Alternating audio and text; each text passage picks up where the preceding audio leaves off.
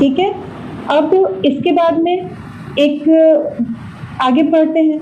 आगे बढ़ के क्या होता है कि किसान का एक बहुत बड़ा कंसर्न, बहुत ही बड़ा कंसर्न कि अगर किसान अपने खेत में 5,000 रुपए की लागत लगा रहा है, लागत मतलब जिसमें कि फर्टिलाइजर्स भी हैं, केमिकल्स भी हैं और सीड्स का भी है, ठीक है। उसका जैसे अब क्रॉप कटिंग के टाइम पे जो लेबर चार्ज लग रहा है, जो वाटर कॉस्टिंग आ रही है, वो उसकी लागत बहुत ज़्यादा चली जाती है, ये सारा मिला करके। लेकिन क्योंकि जब प्रोडक्शन कम हो रहा है और ऊपर से जो अपने यहाँ जो एक कुछ नीतियाँ, कुछ पॉलिसीज ऐसी बनाई गई हैं जिससे किसानों को उतना जो है रिटर्न नहीं मिल पाता जितना उन्होंने इन्वेस्टमेंट किया है।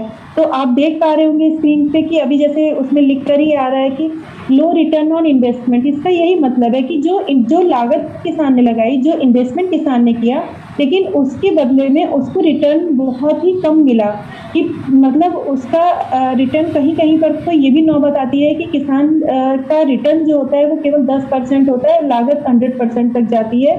तो आप ये समझ सकते हैं कि कितना बड़ा ये कंसर्न है कि इससे किसानों की हालत क्या हो रही है कि उनको कहीं से भी प्रॉफिट नहीं मिल रहा due to lack of knowledge of many things about agriculture. भले ही वो सालों से उसी खेती को कर रहे हैं, भले ही उनको सब मालूम है, लेकिन भोले भाले किसान होते हैं, सीधे साधे रहते हैं लोग। कोई भी कंपनी आई, उन्होंने केमिकल के बारे में समझाया और किसान उसके बेसिक रीजंस को जानता ही नहीं है कि एक्चुअली उसकी पैदावार कम क्यों हो रही है। अब उससे क्या होता है, उसने इन्वेस्टमेंट तो 100 रुपये का कर दिया, लेकिन उसको रिटर्न 10 रुपये का मिला, 90 रुपये का लॉस है। अब जब लॉस आएगा तो किसान को क्या होगा, स्ट्रेस होगा, टेंशन होगी, मतलब वो खुशहाली नहीं आएगी, क्योंकि उसने उम्मीदें लगाई थी कि नहीं, अगर 100 रुपये की लागत लगाई है, अगर उसको 100 रुपये बढ़ा करके भी अगर मिल जाता है तो जो प्रॉफिट उसका होता है तो उससे वो बहुत सारे प्लानिंग करके रखता है।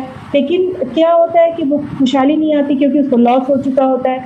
अब इसके बाद में इन सारी चीज़ों का, स्ट्रेस हो, टेंशन हो, हैप्पीनेस है, इसका क्या असर होता है, उनकी हेल्थ खराब होती है। ठीक है, ये एक बहुत बड़ा उनका किसानों का कंसर्न रहता है। अब इसके बाद हम आते हैं कि भाई किसान ग्रो, मतलब हम किसान ग्रो क्यों लेकर के जाए किसानों के बीच में। आप जैसे नाम से ही आप समझ पा रहे हैं, अवेयर हैं आप लोग कि किसान ग्रो मतलब किसान की उन्नति, किसान को हर लेवल पे हम एक सेटिस्फेक्शन दे पाएँ, उसके जितने मेजर कंसर्न है उनको स्टेप बाय स्टेप हम कवर कर पाएँ। कवर करने के बाद में किसान को भरोसा दे पाएँ कि नहीं, आप एक तरफ हमारे किसान ग्रो के प्रोडक्ट आप यूज़ करेंगे, इससे आपकी किसानों के पास में आएगी। क्योंकि अपने लोग भी जैसे जान रहे हैं, जितने भी लीडर्स हम लोग हैं साथ में, हम सभी को पता है कि अगर हम विनफिनिक्स से जुड़े या हम किसान ग्रो के ही सिंगल प्रोडक्ट को लेकर के किसान के बीच में जाएं तो उनकी कहीं ना कहीं से डायरेक्ट इनकम बढ़ती है। ठीक है, वो एक तो प्रोडक्ट यूज़ कर रहे हैं, उसका रिटर्न उनको मिल रहा है, उनका प्रोडक्शन अच्छा जा रहा है। अब प्रोडक्शन अच्छा होने के साथ साथ, हेलो, अभी वॉइस क्लियर नहीं आ रही है क्या? हेलो, मुझे प्लीज बताइए वॉइस अभी क्लियर है कि नहीं? Hello, okay, let's continue.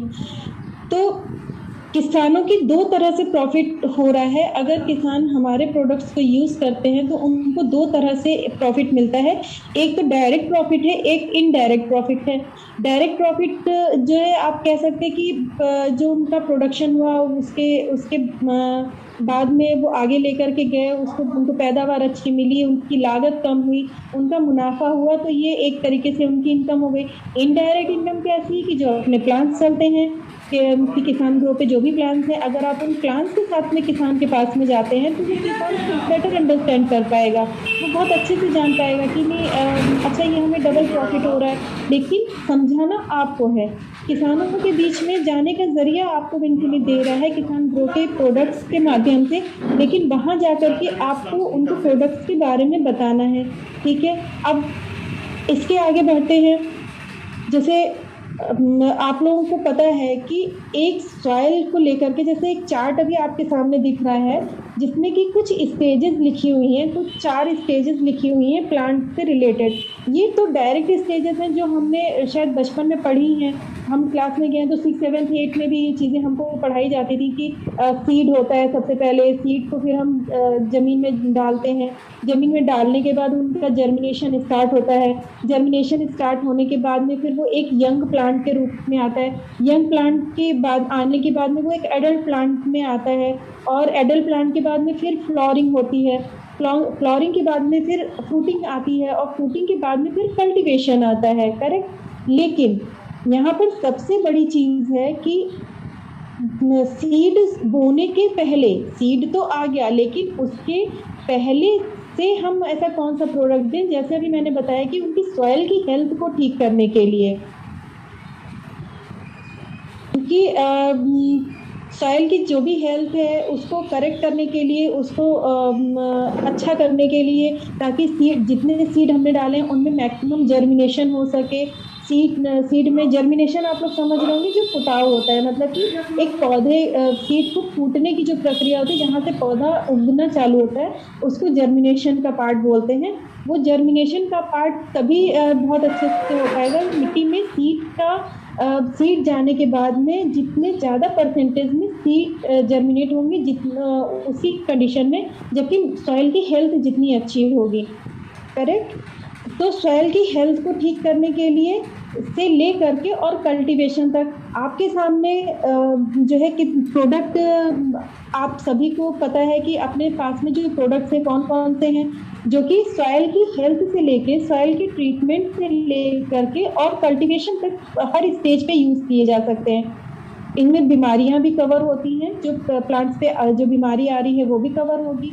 अब इसमें आप देखेंगे सबसे पहला प्रोडक्ट आपके सामने आता है किसान 100, ठीक है। इसके बाद आता है किसान ह्यूमिक, इसके बाद आता है अमीनोविट, इसके बाद आता है गोल्ड ग्रोथ, इसके बाद आता है एंटी फ्लो, और इस तरीके से एक किसान प्लांट प्रोटेक्ट, या पहले बायो प्रोटेक्ट चलता था जिसका नाम अभी चेंज हुआ है।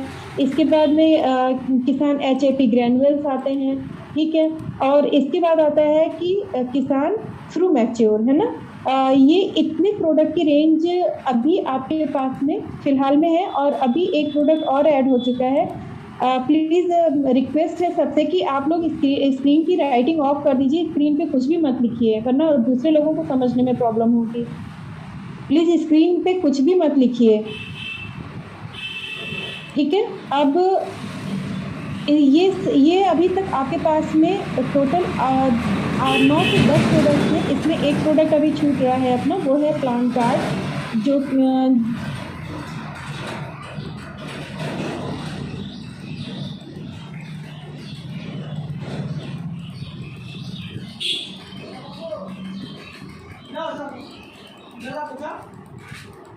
তোমার ফায়দারই কিছু কথা ছিল।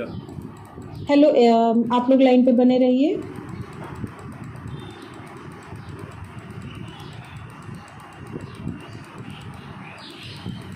तुम देखबी नाकि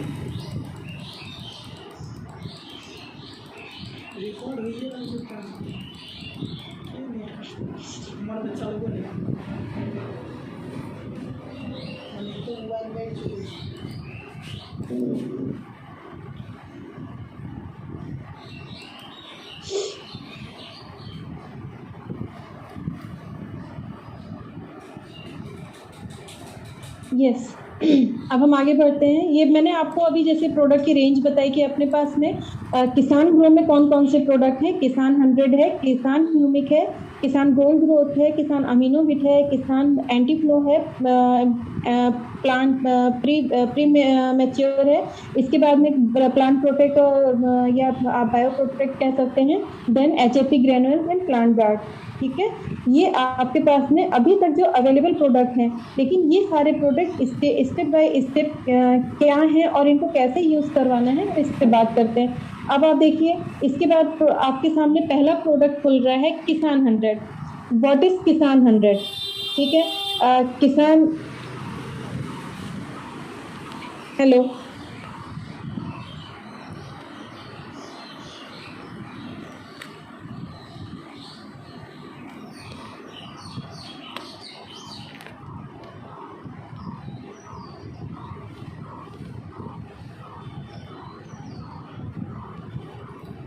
পর্দা মা এগুলো।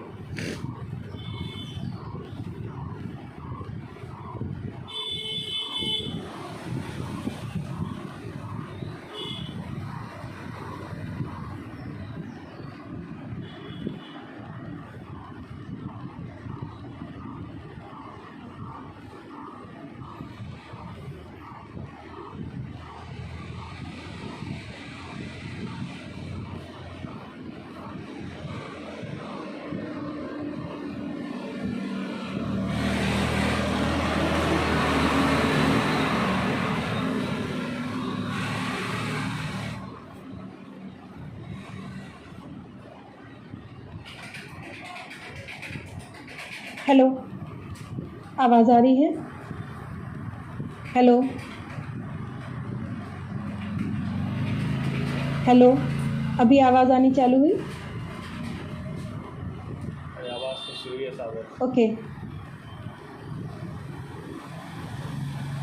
Okay okay okay. अब सबसे पहला हम बात कर रहे थे अपने पास में कि कितनी रेंज है, और उन रेंजेस के बाद में सबसे पहला जो उसमें प्रोडक्ट आता है वो है किसान 100 कि किसान 100 क्या है और किसान 100 को कैसे यूज़ करवाना है। किसान 100 में देखिए, अभी किसान 100 का नाम किसान 100 ही क्यों रखा गया है, क्यों किसान 80 और 82 नहीं रखा गया है? क्योंकि 100 मीन्स 100 जो यहाँ पर वो ये आपको आइडेंटिफाई करने के लिए है कि 100 means with 100% ingredients. Okay, 100% ingredients का मतलब है कि इसमें कोई 80% या 82% के इंग्रेडिएंट्स नहीं है। इसमें जो भी इंग्रेडिएंट्स डाले गए हैं प्रोडक्ट को इफेक्टिव करने के लिए, प्रोडक्ट को और शानदार बनाने के लिए, उसके रिजल्ट बहुत अच्छे करने के लिए, वो क्या है कि पूरे 100% इंग्रेडिएंट्स के साथ में ये प्रोडक्ट आपके सामने लाया गया है। और इसमें क्या क्या चीज़ें जैसे इमल्सन है, सिलिकास है, पीएच बैलेंस एंड अदर्स मतलब चीज़ें हैं। अगर आप लोगों ने इसको पहले यूज़ किया है तो आपने देखा होगा कि ये कोई भी पानी की तरह नहीं होता, मिल्की नहीं होता कि ठीक है कोई फोमिंग बेस में नहीं होता कि नहीं आपने इसमें फोम की तरह कुछ आपको लग रहा हो, वैसा नहीं है। ये सिंपली क्या काम करता है, एक्टिवेटर का, वेटर का और स्प्रेडर का। तो एक्टिवेटर, वेटर और स्प्रेडर ये क्या क्या चीज़ें होती हैं? एक्टिवेटर मीन्स कि अगर आप कोई भी प्रोडक्ट यूज़ कर रहे हैं, कोई भी फर्टिलाइज़र आप यूज़ कर रहे हैं, कोई भी पेस्टिसाइड्स आप यूज़ कर रहे हैं। हेलो, हेलो हेलो करे।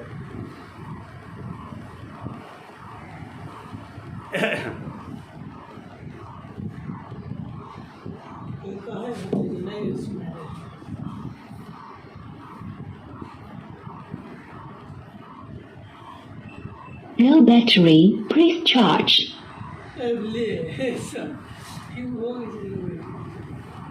एकड़ा चार्ज कनेक्ट करो, डाटा के बदला।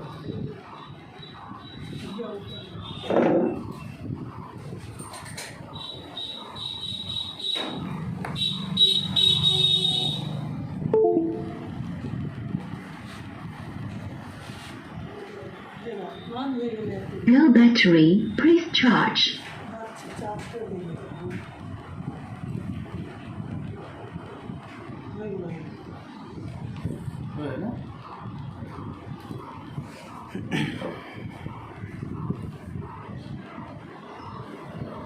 वेटर और स्प्रेडर क्या है और कैसे काम करता है, ये देखिए सबसे पहले एक्टिवेटर की मैं बात कर रही थी। तो एक्टिवेटर क्या है कि आप कोई भी पेस्टिसाइड, कोई भी फर्टिलाइज़र, कोई भी आप प्रोडक्ट अगर यूज़ कर रहे हैं खेती के लिए, तो उसके जो इंग्रेडिएंट्स हैं, जो उस जिस प्रोडक्ट्स को यूज़ करके उसको बनाया गया है, लेकिन क्या होता है हमारे पास जैसे प्रोडक्ट बने हुए 1 महीना 15 दिन या थोड़ा समय बीत जाता है, तो उसके जो इंग्रेडिएंट्स वो धीरे धीरे करके लो हो जाते हैं। तो उन लो इंग्रेडिएंट्स को यूज़ करने के बाद में उनकी इफ़ेक्टिवनेस जो है कम होती रहती है समय के साथ साथ। इसीलिए आप लोग देखते होंगे कि एक्सपायरी क्यों लिखी जाती है, कि वो एक्सपायरी के बाद में अगर यूज़ किया गया तो मतलब उसको यूज़ करने का कोई मतलब नहीं है।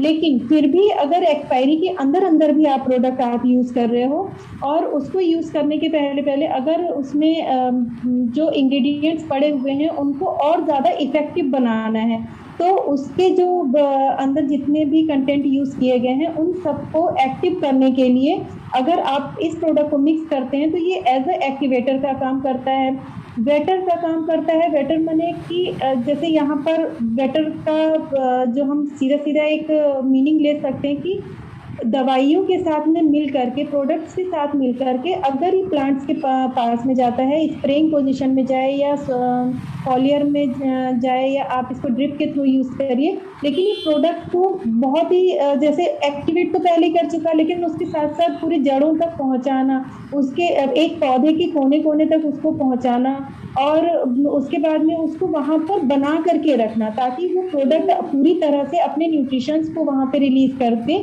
और रिलीज करने के बाद में वो मतलब जितना अच्छा रिलीज होगा उसके कंटेंट का, उसके न्यूट्रिशंस का, जो भी प्रोडक्ट के साथ में आपने डाला है, तो वो जितने लंबे समय तक वहाँ पे टिका रहेगा उतने लंबे समय तक उसका न्यूट्रिशन का इफेक्ट रहेगा। करेक्ट। तो ये एक बैटर की तरह हो गया। स्प्रेडर की तरह मतलब कि जैसे स्प्रेडर का बेसिकली काम कहाँ पर आता है, जब आप इसमें कोई भी दवाइयों का यूज़ करते हैं प्लांट में या खेत में या अपने घर पे जो हम लोगों ने जो अपने बागवानी जो करते हैं हम लोग, उसमें भी आप अगर इसका यूज़ करें तो स्प्रेडर का मतलब है कि किसी भी दवा को पत्ती के कोने कोने तक पहुंचाना, पत्तियों के कोने कोने तक पहुंचाना, मतलब दवा को एक साथ में फैलाना, पूरे मतलब इवनली स्प्रेडिंग का काम करना। स्प्रेडिंग माने पूरे फैलाने का काम करना। तो जितनी अच्छे से आपकी दवा फैलेगी उतनी फिर हम एकदम पहले वाले टॉपिक पे जाते हैं कि जितने अच्छे से दवा का फैलाव करने का काम होता है, स्प्रेडर को अगर यूज़ करते हैं तो क्या होता है कि कम लागत हो जाती है। लागत कैसे कम होती है वो मैं अभी आगे आपको बताऊंगी। उसके बाद में पानी का यूजेज कम होता है क्योंकि वाटर होल्डिंग कैपेसिटी बहुत बढ़ जाती है।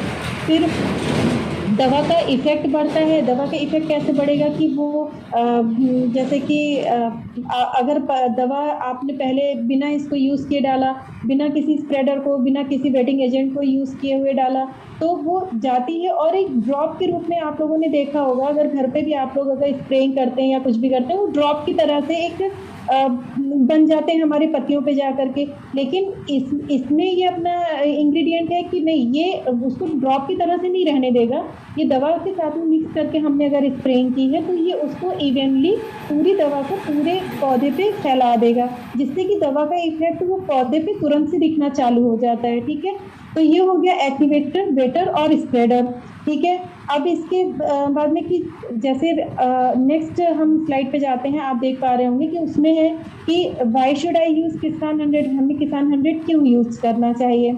जैसे अभी मैंने बताया कि वेटिंग एजेंट की तरह से, जैसे पेस्टिसाइड के साथ में स्प्रे या इरिगेशन के साथ में पानी में मिला करके अगर आप इसको यूज़ करते हैं तो ये एक वेटिंग एजेंट की तरह काम करता है। मतलब कि एक जो भी है, जो भी आप दवा यूज़ कर रहे हैं या जो फर्टिलाइज़र यूज़ कर रहे हैं उसको पौधे में थोड़े दिनों तक बनाए रखने का काम करता है। अच्छी तरह से दवा उस पर चिपकी रहती है, जिससे बारिश अगर आ जाए कभी या कोई और ऐसी कंडीशन हो कि दवा का इफेक्ट उस पर ख़त्म होने दे, तो ये वो ख़त्म नहीं होने देता, ये उसको प्रॉपर मेंटेन करके रखता है। एक आप कह सकते हैं कि एक लेयर की तरह बना देता है, जिससे कि अगर बारिश भी आई ना तो और उसके पहले अगर आपने कोई भी दवा यूज़ की हुई है तो ये उस पर मतलब उस दवा को बहने नहीं देगा, उसका असर कम नहीं करेगा, ये दवा को उसको बना के रखता है। करेक्ट। उसके बाद में सेकंड पॉइंट आता है कि ये इनपुट कॉस्ट को कम करता है। ठीक है, consumption of fertiliser like DAP और यूरिया को के कंजम्पशन को कम करता है। अब इसका क्या मतलब हुआ, अभी आप किसी भी किसान के पास जाएंगे, कुछ भी पूछेंगे, आप उनसे सिंपल एक क्वेश्चन करना कि आप लोग अपने फर्टिलाइज़र क्या यूज़ करते हो, वो बोलेंगे डीएपी एंड यूरिया। सभी को पता है, आप सब लोगों को पता होगा डीएपी और यूरिया का नाम सबने सुना है। लेकिन अब यहाँ पर किसान को नहीं पता कि जो डीएपी पहले वो 30 kg एक एकड़ में 30 kg डीएपी डालता था या 30 kg यूरिया डालता था, इसके साइड इफेक्ट होते होते अभी 5 साल के बाद में किसान को डीएपी और यूरिया जस्ट डबल क्वांटिटी में डालने लगे हैं किसान। क्यों? क्योंकि जो हमारी मिट्टी है मिट्टी वो डीएपी यूरिया को यूज़ कर करके वो उस चीज़ की खुराक बढ़ गई है। जैसे एक होता है अपनी ह्यूमन बॉडी के साथ भी कि अगर हम कोई दवा रेगुलर यूज़ कर रहे होते हैं और परमानेंट खाते ही जाते हैं, खा ही रहे हैं हम उसको, उसका विदाउट एनी साइड इफेक्ट, मतलब हम उसको नोटिस ही नहीं कर रहे। क्या होता है, जहाँ जैसे अभी पैरासीटामोल का एक मैं एग्जांपल देना चाहूँगी। पैरासीटामोल आपने अभी सिर्फ आप एक टैबलेट खाते थे 500 mg की या 650 mg की, आपका फीवर उतर जाता था। लेकिन आपको जरा सा भी कुछ हुआ, आपने पैरासीटामोल खाया, तो आपकी बॉडी इतनी यूज टू हो चुकी है पैरासीटामोल लेने की कि अगर अब आपको उस दवा का उतना रिजल्ट नहीं मिलता, तो आपको ना चाहते हुए भी पैरासीटामोल की 2 टैबलेट करनी पड़ती, यानी आपको डोज डबल करनी पड़ गई, क्योंकि आपकी बॉडी को और ज़्यादा उसकी दवा की ज़रूरत है, क्योंकि वो पहले से जो आप यूज़ कर रहे थे रेगुलर उसकी यूज हो गई। सेम चीज़ हमारी मिट्टी के साथ भी होती है। मिट्टी में डीएपी यूरिया का यूज़ इतना ज़्यादा खतरनाक है कि वो आने वाले 10 सालों में अगर अभी भी किसान नहीं उस चीज़ पे फोकस करते हैं कि वो डीएपी और यूरिया का यूज़ कम कर दें और ऑर्गेनिक की तरफ अगर हम चले जाएं, तो शायद मिट्टी की फर्टिलिटी पूरी तरह से ख़त्म होने के भी चांसेस हैं। ठीक है, तो अभी क्या है, मिट्टी की वो खुराक बन गई कि नहीं, मिट्टी को अभी 50 किलो चाहिए था, तो अब मिट्टी को 50 किलो में कोई असर नहीं दिखता, तो अब किसान उससे ज़्यादा यूज़ करने लगा। लेकिन किसान 100 को जब आप यूज़ करते हैं तो ये डीएपी और यूरिया की खपत को कम करता है। क्यों कम करता है? क्योंकि ये मिट्टी में पूरा एक साथ फैल रहा है, मिट्टी में जो इंग्रेडिएंट्स हैं उनको एक्टिव कर रहा है, जो मिट्टी में ऑलरेडी जो मौजूद हैं इंग्रेडिएंट्स, जैसे मैंने स्टार्टिंग में बोला था कि एनपीके होता है, ठीक है, उसके बाद ह्यूमिक होता है, कुछ अमीनोज होते हैं, तो वो कुछ माइक्रोन्यूट्रिएंट्स होते हैं, जैसे माइक्रोराइजा होता है, इन सब चीज़ों को एक्टिव कर देता है, जिससे कि डीएपी और यूरिया की खपत कम हो जाती है। ठीक है, तो उससे फर्टिलाइज़र की कॉस्ट कम होगी, तो बट ऑब्वियसली जब इनकी भी कॉस्ट कम होगी, भले ही ये केमिकल की कैटेगरी में आ रहे हैं, लेकिन इनकी कॉस्ट कम होने से किसान की जो इनपुट कॉस्ट है वो कम हो जाएगी। करेक्ट। इसके बाद फिर हम आते हैं कि अब जैसे पेस्टिसाइड है, फंगीसाइड है, हर्बिसाइड्स हैं, ठीक है, इन सबको इनकी सबकी भी कॉस्ट सेम कम होती है। जैसे मैंने अभी डीएपी यूरिया के बारे में आपको बताया कि वो किस लिए कम हो रहे हैं, किस तरीके से कम हो रहे हैं। उसी तरीके से जब आप इंसेक्टिसाइड, फंगीसाइड और हर्बिसाइड में आप अगर किसी भी जगह पे दवा को यूज़ कर रहे हैं, तो वहाँ पर वो सिर्फ एक ड्रॉप के रूप में ना हो करके एक पूरे एक साथ फैले हुए रूप में अगर दवा पहुँच रही है, तो पेस्टिसाइड का भी कम से कम यूज़ होगा, ठीक है, इंसेक्टिसाइड्स का भी कम यूज़ होगा और हर्बिसाइड का भी यूज़ कम होगा। तो ये प्रोडक्ट जो है आप इरिगेशन के टाइम पर भी डाल सकते हैं, इरिगेशन माने सिंचाई के टाइम पर भी आप डाल सकते हैं, ड्रिप इरिगेशन कर सकते हैं, जो कि पतली पतली नलियों के माध्यम से जो ज़मीन के अंदर जितने भी प्रोडक्ट्स पहुंचाए जाते हैं, जहाँ पे पानी की कमी होती है, उसके साथ भी आप इसको यूज़ कर सकते हैं, क्योंकि कहीं से भी ये पूरी तरह से फैलने वाला प्रोडक्ट है। और इसको अगर आप किसी भी पेस्टिसाइड में या किसी भी मिट्टी पे अगर ड्रिप में भी आप यूज़ करते हैं, तो ये इसके इफ़ेक्ट्स को बढ़ाने के लिए बेसिकली काम करता है और उनकी लागत को कम करने के लिए काम करता है। ठीक है, इसके बाद अभी किसान 100 को जैसे आप कहाँ पे यूज़ कर सकते हैं। किसान 100 को यूज़ किया जा सकता है, देखिए, हर तरह की क्रॉप पे, किसी भी तरह की क्रॉप हो, चाहे वो आपकी सेरेल्स में आती हो, चाहे वो आपके फ्रूट्स में आती हो, वो वेजिटेबल्स में आती हो, किसी भी तरह की कोई भी क्रॉप हो, आप उसमें इसको यूज़ कर सकते हैं। सेकंड, गोल्फ कोर्सेज में आप इसको यूज़ कर सकते हैं। जैसे जो गोल्फ की फील्ड होती है, आप देखते हैं बहुत अच्छी, वहाँ पे घास को मेंटेन करना बहुत ज़रूरी होता है, तो वो जो फील्ड है उसके मेंटेनेंस के लिए आपको बहुत ज़रूरत इसकी पड़ती है। इसके बाद हाउस होल्ड प्लांट, हम सब लोग अपने अपने घरों में, आजकल का तो वैसे भी ट्रेडिशन हो रहा है धीरे धीरे, ये लास्ट ईयर से जब से कोविड आया कि लोगों ने अपने घर में बागवानी करना शुरू कर दिया है। घर में ही लोग मोस्टली कोशिश करते हैं कि डेली यूज़ की सब्जियों को हम उगा पाएँ, सब्जी भाजी जो है हम घर में अपने उगा पाएँ।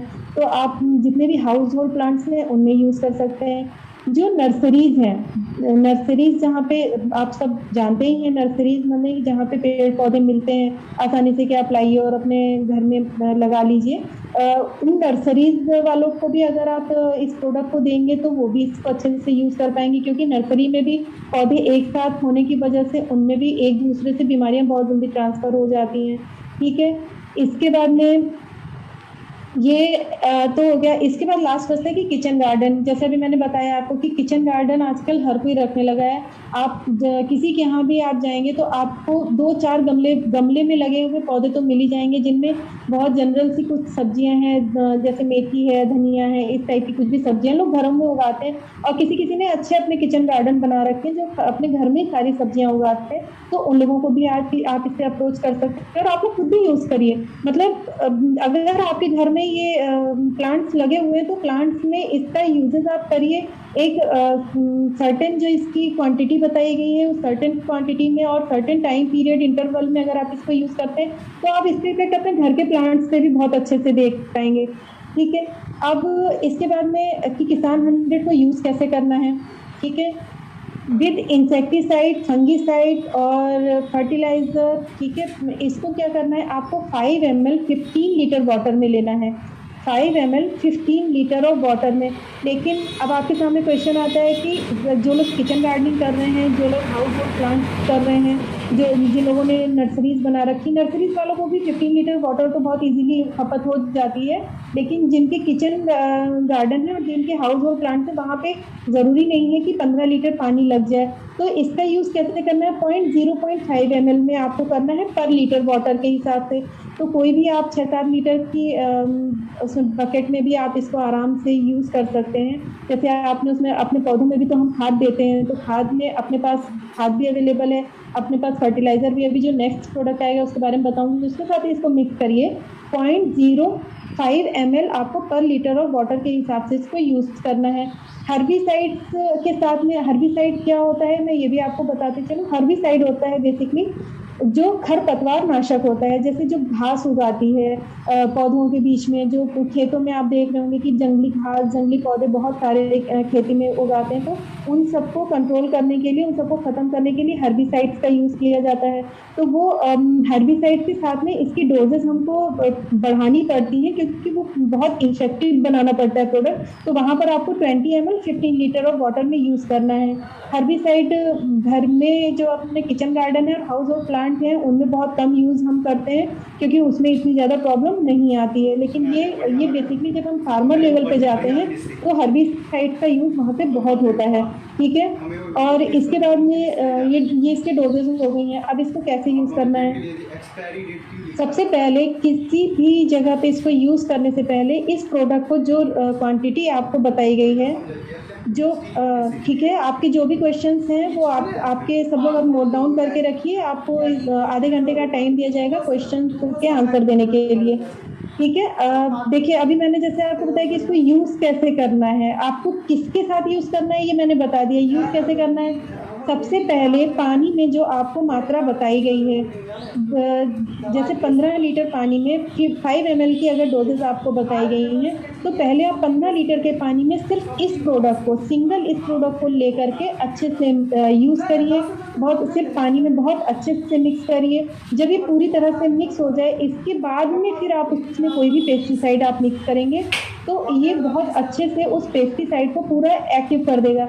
अगर आपने पानी में पहले पेस्टिसाइड डाल दिया और या पहले आपने कोई दवा डाल दी और उसके बाद इसको डाला तो ये उसकी इंग्रेडिएंट्स को इतनी जल्दी अच्छा एक्टिव नहीं कर पाएगा क्योंकि उसके जो भी प्रोडक्ट आप यूज़ कर रहे हैं उसके वो जो है उसका टच डायरेक्ट पहले पानी से हो चुका है, तो वो उतनी अच्छे से इफेक्टिवनेस नहीं आएगी उसमें। अगर आपको बहुत अच्छे से इसको एक्टिव करना है तो पहले पानी में, प्लेन पानी में पहले आप इसको मिलाइए, उसके बाद में उसमें कोई भी दवा मिलाइए।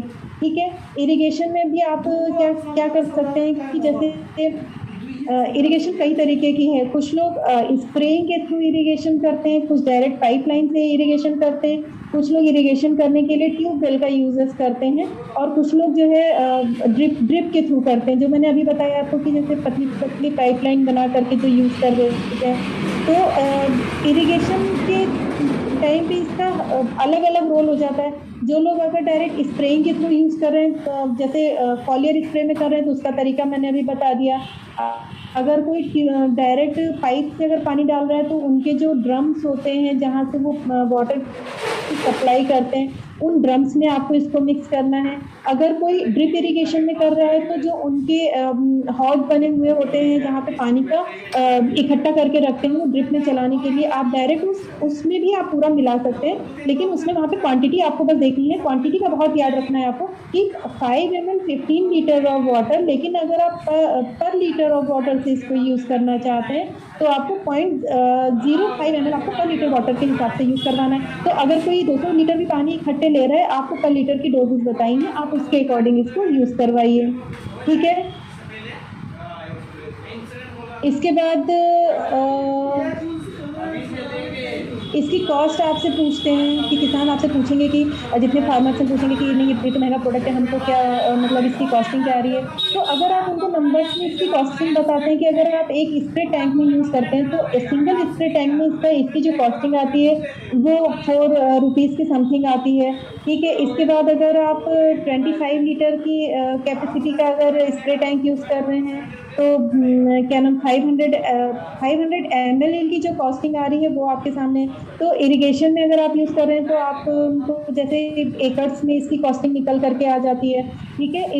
ये बेसिकली इसके रोल्स होते हैं। अब इसके बाद आप देख रहे हैं कि किसान 100 जो है नेट कंटेंट अपने पास 2 तरह की पैकिंग अवेलेबल है, 500 ml की और 100 ml की 3 बॉटल्स का एक नोज़ है आपके पास में। तो ये आप अपने पास इसकी 2 पैकिंग अवेलेबल है। अगर कोई छोटी मात्रा में यूज़ करना चाहता है तो आप 100 ml सजेस्ट कर सकते हैं, और नहीं तो फिर 500 ml सफिशिएंट है, ईजिली यूज़ हो जाता है, ठीक है। अब इसके बाद हम अपने सेकंड प्रोडक्ट पे आते हैं, किसान ह्यूमिक। किसान ह्यूमिक बेसिकली क्या है, क्योंकि अब यहाँ से देखिए हमारा जो मैंने अभी आपको पहले बताया कि हमारा जो भी स्टार्ट है वो कहाँ से होता है, सीड सॉइल ट्रीटमेंट से स्टार्ट होता है। सॉइल में ऑलरेडी जो है ह्यूमिक मौजूद होता है, लेकिन अभी क्या है कि मैंने फिर बताया आपको कि केमिकल का यूज़ कर करके उसकी मात्रा इतनी ख़त्म हो चुकी है कि सॉइल की में आपको ह्यूमिक नहीं मिल रहा है, या पौधा अगर है भी तो पौधा उसको इंटेक नहीं कर पा रहा है। उस किसान ह्यूमिक इसीलिए ये लॉन्च किया है कि किसान ह्यूमिक आप दें, किसानों के पास में आप जाए, और सबसे अच्छी बात है कि ये एक लिक्विड फॉर्म में आपके पास में। अब किसान ह्यूमिक होता क्या है, ठीक है। ये एक ह्यूमिक एक नेचुरल एक प्रोडक्ट है, ऑर्गेनिक प्रोडक्ट है जो कि हमें प्रकृति ने दिया हुआ है, ठीक है। प्रकृति की तरफ से हमें मिला, ये कोई हम स्पेशली कहीं बनाते नहीं, कुछ नहीं करते, लेकिन इसको एक रिफॉर्म करके इसको एक तरीके से मतलब रिफाइंड आप कह सकते हैं कि रिफाइन करके, और उसके बाद में कि इसमें कुछ विटामिन हैं, कुछ एंजाइम्स हैं जो है, और इसमें कुछ और सब्सटेंसेस ऐसे होते हैं जैसे फ्यूलविक है, और एक माइक्रोन्यूट्रिएंट्स कुछ होते हैं कि जो इसको और इफ़ेक्टिव बनाते हैं, और जो ऑलरेडी मिट्टी में ह्यूमिक मौजूद है उसको आप उस ह्यूमिक को और अच्छा इफेक्टिव करने के लिए या एक्टिव करने के लिए इसका यूज़ करना बहुत ज़रूरी है, ठीक है। इसमें क्या होता है कि जैसे आप इसका पढ़ पा रहे हैं कि ये जो इसका मेन जो काम होता है कि वो 3 मेन फ्रैक्शंस इसमें होते हैं। 3 मेन फ्रैक्शंस में आपको बता दूं, एक ह्यूमिक एसिड, एक फ्यूलविक एसिड और ह्यूमिन, ठीक है। ह्यूमिक एसिड बेसिकली क्या काम करता है कि ह्यूमिक एसिड का जो रोल है वो बहुत ध्यान से आप सुनिए और समझिए कि ह्यूमिक एसिड कैसे काम करता है। ह्यूमिक एसिड का सबसे मेन काम होता है कि जो हमारी मिट्टी की जो एल्कलाइन होती है। अब आप पूछोगे कि एल्कलाइन क्या होता है, तो एल्कलाइन मतलब कि जो खारापन होता है, जो पीएच बैलेंस होता है। बहुत सारे लोगों से आप मिलोगे तो बोलोगे कि इसका पीएच लेवल मेंटेन नहीं है। आजकल तो हर एक चीज़ में पीएच वैल्यू आ गई है, चाहे वो स्किन केयर प्रोडक्ट्स हो या वो आपका पानी हो। अभी तो आप अगर आरओ का पानी भी आप यूज़ करें तो उसमें भी आपको बार बार और एल्कलाइन के लिए बोला जा रहा है या पीएच मेंटेन करने के लिए बोला जा रहा है। इसी तरह से मिट्टी में भी एक पीएच लेवल होता है। उस पीएच लेवल मतलब खारापन, तो खारेपन को कम करने के लिए ह्यूमिक का यूज़ किया जाता है। तो अपना जो ह्यूमिक है इसकी खासियत है कि मिट्टी के खारेपन को कम करना, उसके पीएच लेवल को बैलेंस करना। फ्यूलविक एसिड क्या होता है? फ्यूलविक एसिड एक तरह का एक्सट्रैक्ट है, जैसे कि इसको हम कह सकते हैं एक न्यूट्रिएंट्स की कैटेगरी में एक एक्सट्रैक्ट आता है, जो कि ये भी एक नेचुरल प्रोडक्ट है। फ्यूलविक एसिड जो अपने इसमें मिला हुआ है, ये भी क्या करता है कि जो मिट्टी में जहाँ पे पौधे को न्यूट्रिशंस की कमी हो रही होती है, उन न्यूट्रिशंस की कमी को ये पूरा करने का काम करता है। तो क्या हुआ, पहले ह्यूमिक ने एक काम किया कि उसके खारेपन को कम किया, पीएच लेवल को बैलेंस कर दिया। फुल्विक ने न्यूट्रिएंट्स का काम कर दिया। अब जो ह्यूमिक्स है वो क्या करते हैं कि उनका बेसिकली रोल होता है कि जो पौधा ले ही नहीं पा रहा है, मतलब उस पौधे की हालत ऐसी है या जितनी भी हमने उपज लगाई है उसकी ये कंडीशन है कि वो मिट्टी में मौजूद हमने दे दिए, न्यूट्रिएंट्स भी दे दिए और हमने खारापन भी कम कर दिया, लेकिन वो उनको इनटेक नहीं कर पा रहा है, वो उसको मिट्टी से ले नहीं पा रहा है, पूरा ग्रहण नहीं कर पा रहा है। तो ह्यूमिक्स क्या काम करता है कि पौधे को वो सप्लाई पहुंचाता है, ठीक है। वो एक पौधे के सहायक के रूप में काम कर देता है कि जिससे पौधा जो हमने अभी उसको न्यूट्रिएंट्स दिए हैं वो उनको लेना चालू कर दे। बट तो ऑब्वियसली जब पौधे में न्यूट्रिएंट्स जाएंगे, जब मिट्टी में आपके न्यूट्रिएंट्स जाएंगे और सारे नेचुरल चीज़ें जाएंगी तो आपका प्रोडक्शन बढ़ना ही बढ़ना है, ठीक है। और उसके जो फर्टिलाइज़र के साइड इफ़ेक्ट्स हैं वो कम होने हैं क्योंकि आपने नेचुरल ट्रीटमेंट करना स्टार्ट कर दिया, ठीक है। अब ह्यूमिक एसिड जो है बेसिकली क्या काम करता है, देखिए ये प्लांट की ग्रोथ को बैलेंस करता है। कहीं कहीं पे क्या होता है कि आपने किसी प्रोडक्ट को यूज़ किया और प्लांट की जो ग्रोथ है वो इन्हेंस हो गई ऑटोमेटिकली, मतलब बहुत ज़्यादा बढ़ गई। ये बहुत स्पीड में नहीं बढ़ाएगा, ये इसको रेगुलेट करेगा, बैलेंस करेगा, जिससे कि पौधा अगर बहुत ज़्यादा एक नेचुरल हाइट जो पौधे की उससे ज़्यादा अगर पौधा चला जाता है तो उसके बाद भी उसके कोई मतलब नहीं रहते, क्योंकि वो पूरे जो न्यूट्रिशंस फ्लावरिंग और फ्रूटिंग के टाइम पे जाने चाहिए तो वो पौधे ने पूरी अपनी हाइट पे ही ले लिए, तो बाकी चीज़ें उसकी वीक हो गई। तो ये बैलेंस करने का काम करता है, रेगुलेट करने का काम करता है। इसके बाद फोटोसिंथेसिस की जो प्रोसेस होती है उसको रेगुलेट करता है। फोटोसिंथेसिस क्या होती है, मैं हिंदी में थोड़ा आप लोगों को बता दूं। फोटोसिंथेसिस यानी कि जब पौधे में पानी गया और पानी वो पत्तियों के थ्रू पहुंचता है, तो अगर पौधे में पत्तियां जो होती हैं वो फोटोसिंथेसिस का काम करती हैं, मतलब प्रकाश संश्लेषण की क्रिया को करती हैं कि जो सूरज की जो रोशनी पड़ रही, जो डायरेक्ट सनलाइट पड़ रही है, उसको वो न्यूट्रिएंट्स जो आए हैं उनको कन्वर्ट करके और पौधे के हर भाग में प्रॉपर डिवाइड कर दे, वहाँ तो उनकी सप्लाई पहुँचा दे, ठीक है। तो ये उस फोटोसिंथेसिस जो प्रोसेस है उसको रेगुलेट करता है। इसके बाद जो पत्तियां हैं, क्योंकि किसी भी पौधे में स्टेम्स और पत्तियां मेजर रोल करती हैं, कि अगर उसकी पत्तियां बहुत अच्छी हैं और अगर उसकी स्टेम्स बहुत अच्छी हेल्दी स्टेम्स हैं तो जो डिजीजेज हैं वो कम आएंगी, प्लांट में जो कीड़े लग रहे हैं वो कम लगेंगे। और तो ये क्या काम करता है कि पत्तियों को बहुत बेहतर बनाने का काम करता है, पत्तियों की थिकनेस को बढ़ाएगा, उनकी ग्रीनरी को बढ़ाएगा। अब पत्ती कभी आप तोड़ते हैं तो देखते हैं पतली पतली सी नसें बनी होती हैं, उन नसों को बहुत अच्छा बनाएगा, उनको मजबूत बनाएगा, ठीक है।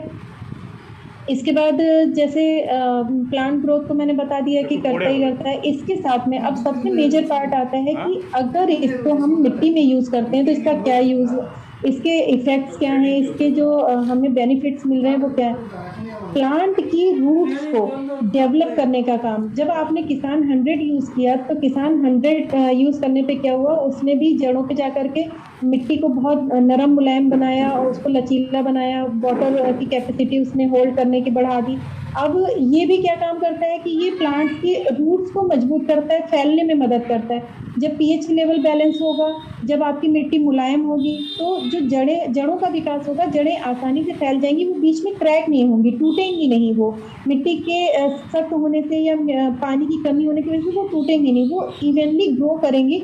जैसे वो रूट्स जितनी अच्छी डेवलप हो जाती हैं उतना अच्छा प्लांट ग्रो कर देता है, ठीक है। एक बेटर प्रोडक्शन इन टाइम, मतलब कि एक जो टाइम पीरियड है किसी भी प्लांट को, जैसे अभी सबसे पहले मैंने बताया था आपको कि एक प्लांट की स्टेजेस होती हैं कि सीड होती है, फिर सीडलिंग होती है, फिर यंग प्लांट होता है, ठीक है, फिर उसके बाद उसमें फ्लावरिंग होती है, देन फ्रूटिंग होती है।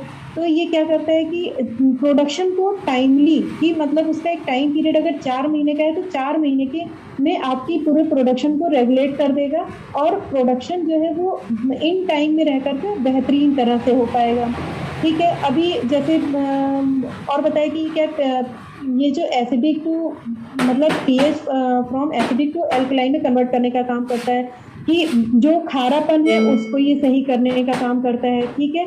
100% ऑर्गेनिक प्रोडक्ट है, कोई भी साइड इफेक्ट इसके नहीं है। इसको आप जो है ग्रोथ के लिए, जड़ों के विकास के लिए, प्लांट की ओवरऑल ग्रोथ को रेगुलेट करने के लिए, पौधे में न्यूट्रिएंट्स को अपटेक करने के लिए इसका यूज़ कीजिए। इसके एडवांटेज क्या क्या हैं? ये आप प्रिवेंटिव और प्रिवेंटिव में आप इसका यूज़ कर सकते हैं। अगर आप इसका यूज़ कर रहे हैं तो डीएपी यूरिया की खपत कम हो जाती है।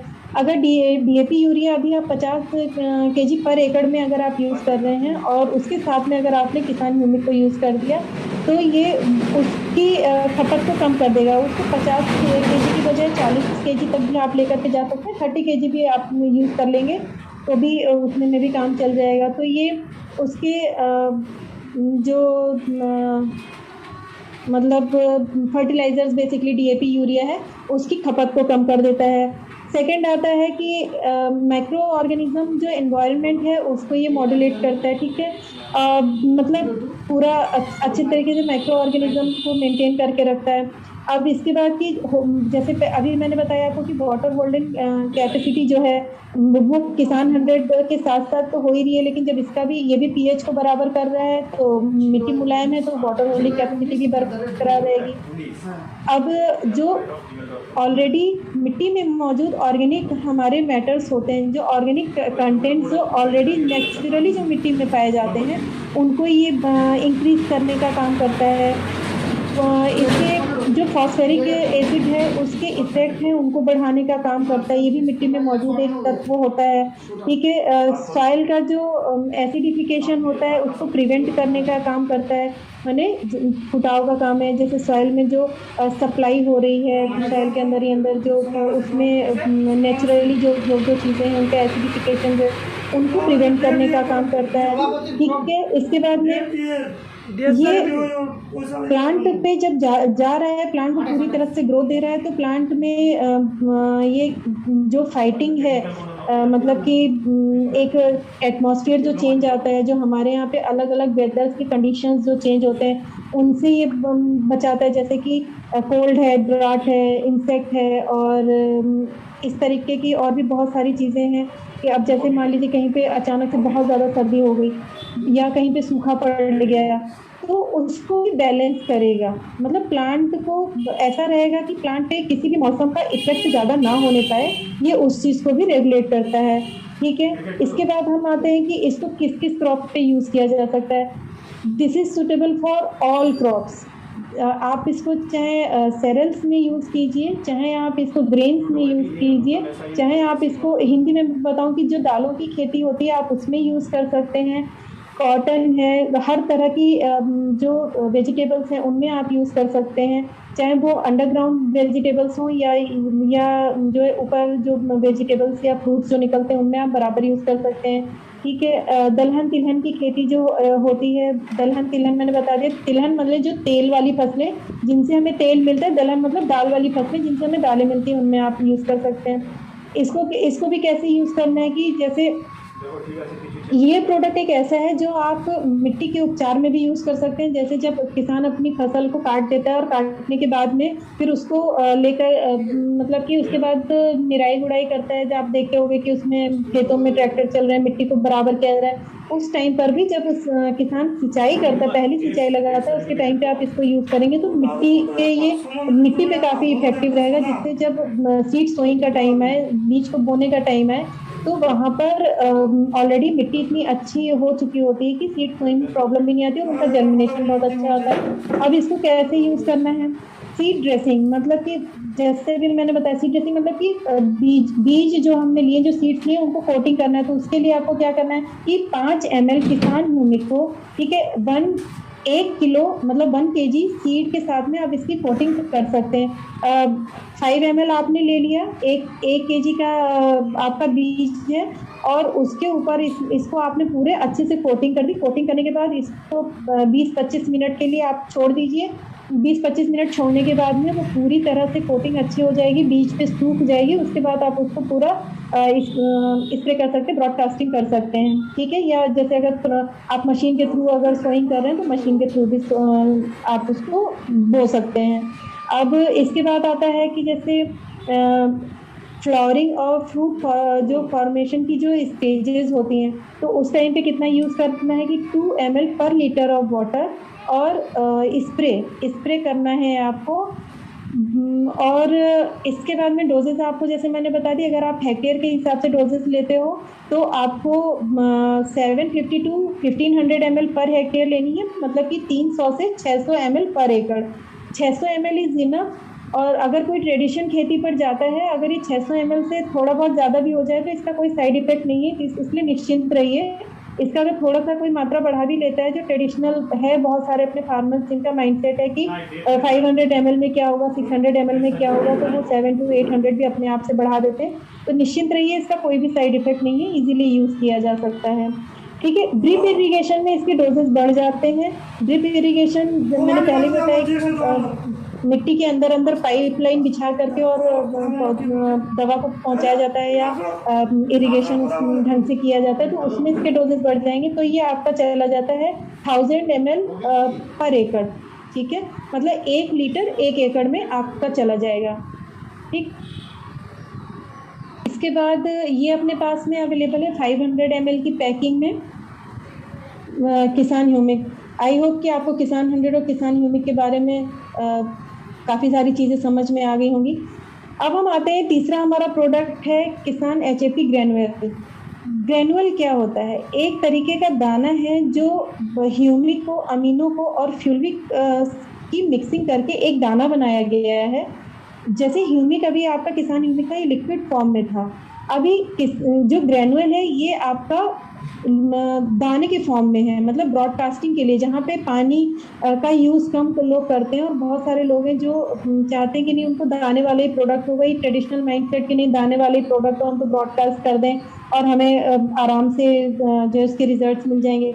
तो उसी के लिए अपने पास एक नेक्स्ट कैटेगरी आती है कि जो ग्रैनुअल फॉर्म में है।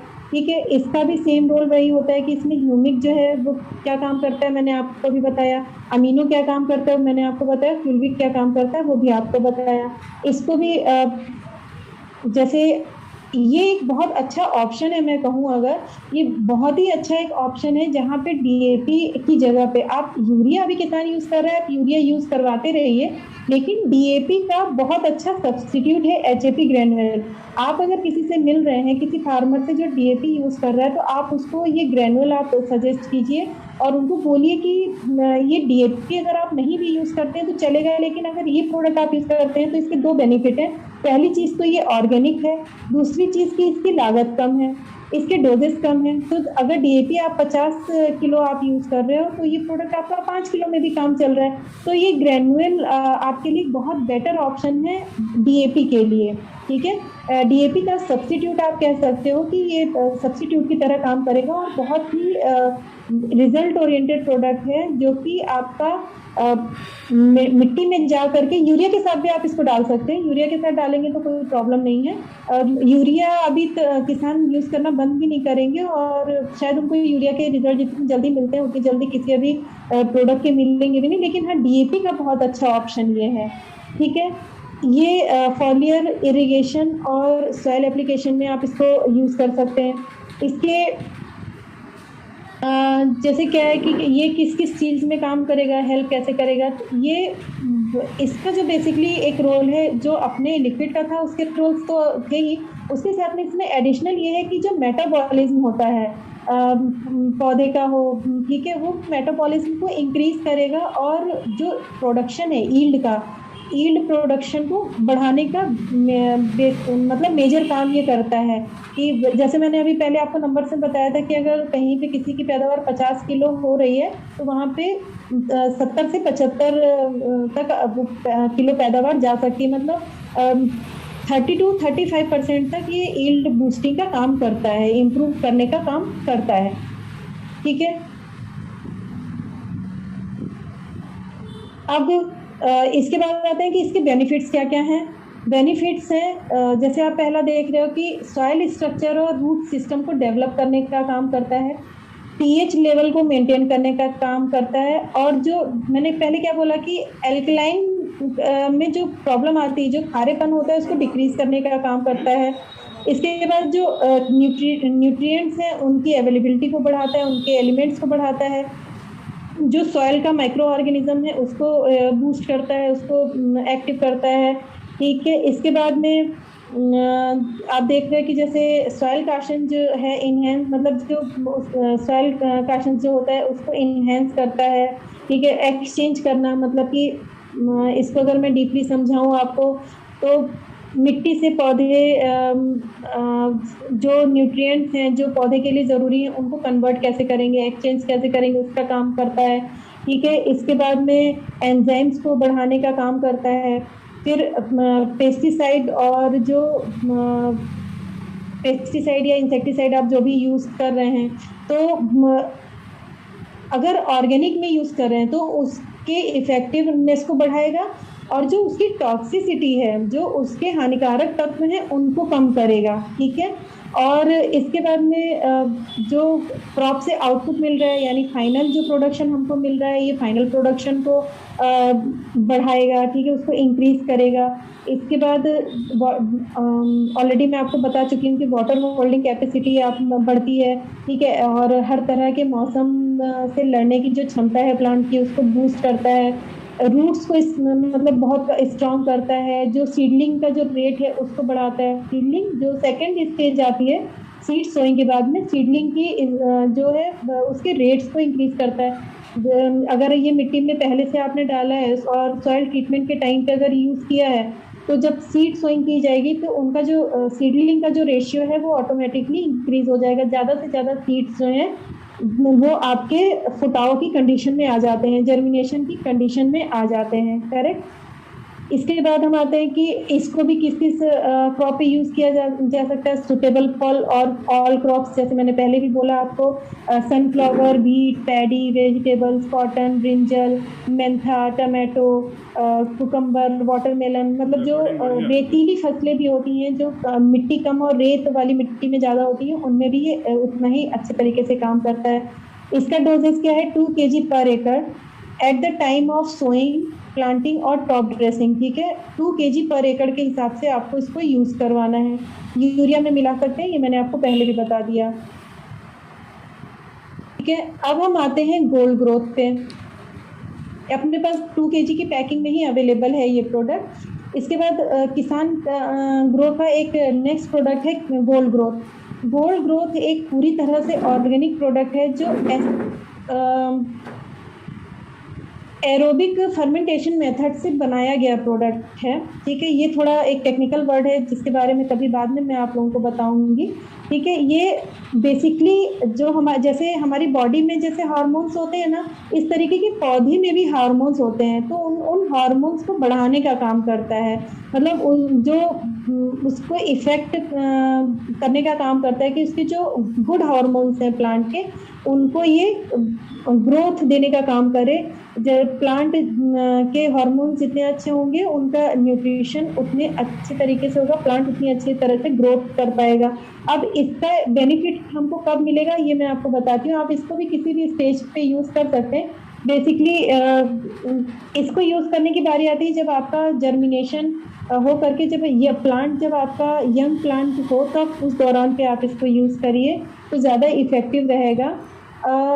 इसके बाद में ये नेचुरल चीज़ों से बना हुआ जैसे प्रोडक्ट है अपना, बहुत सारे जो नेचुरल हार्मोन्स होते हैं उनको मिक्स करके बनाया गया है। और मतलब कि आप समझ सकते हैं कि मतलब एक बहुत ही प्योर प्रोडक्ट है जो कि ग्रोथ के काम में आता है। जैसे इसका नाम ही है कि गोल्ड ग्रोथ, है ना, कि पौधे को पूरी तरह से किस तरीके से काम करता है। इसके भी बेसिकली रोल्स यही है कि जो अपना फ्लावरिंग है और फ्रूटिंग स्टेज है, जब मैंने बोला ना यंग प्लांट पे इसको यूज़ करना है, यंग प्लांट ही है जब जहाँ से फ्लावरिंग का स्टेज स्टार्ट होता है, तो फ्लावरिंग का स्टेज स्टार्ट होने से पहले से अगर आप इसको देना चालू कर देते हैं तो फ्लावरिंग बहुत अच्छी क्वालिटी की होगी, फ्लावरिंग ज़्यादा होगी, ज़्यादा मात्रा में होगी। और फ्लावरिंग से फ्रूटिंग की जो स्टेज होती है वो उसको मतलब मोस्टली फ्लावर जो है वो फ्रूट्स में कन्वर्ट हो जाएंगे। तो इसका मेजर रोल जो होता है वो ये है कि फ्लावरिंग और फ्रूटिंग को इंक्रीज़ करना। जब फ्लावरिंग अच्छी होगी, फ्रूटिंग होगी, तो बट ऑब्वियस है कि आपकी जो ईल्ड है वो भी बढ़ेगी ही बढ़ेगी। ठीक है, इसके बाद है आप इसको फॉलियर स्प्रे और सॉइल इरिगेशन दोनों में यूज़ कर सकते हैं। फॉलियर स्प्रे में भी आप दे सकते हैं इसको, तो भी पौधा जो है सारे हार्मोन्स को अपने ले लेगा, या जो भी न्यूट्रिएंट्स उसमें डाले गए उनको ले लेगा। अगर आप सॉइल में देते हैं तो वो जड़ों के माध्यम से भी पूरा का जितने भी न्यूट्रिएंट्स उसकी पौधे को ज़रूरत है वो ले लेगा उससे, ठीक है। अब इसमें देखिए क्या क्या है, इसके मेन इंग्रेडिएंट्स पे आते हैं कि किसान गोल्ड ग्रोथ के इंग्रेडिएंट्स हैं क्या। पहला कार्बन, ठीक है, ये ऑर्गेनिक कार्बन है। ऑर्गेनिक कार्बन मिट्टी में मौजूद होने वाला एक नेचुरल तत्व है। ये इसमें मतलब जो कि अब जिसकी कमी देखी जा रही है मिट्टी में लगातार कई वर्षों से, तो उसको प्रॉपर बैलेंस करने के लिए इसमें कार्बन मिलाया गया है, ठीक है। इसमें प्रोटीन्स मिलाए गए हैं, फैटी एसिड्स मिलाए गए हैं, ऑर्गेनिक कई सारे और भी अपने एलिमेंट्स हैं जो इसमें मिलाए गए हैं, ठीक है।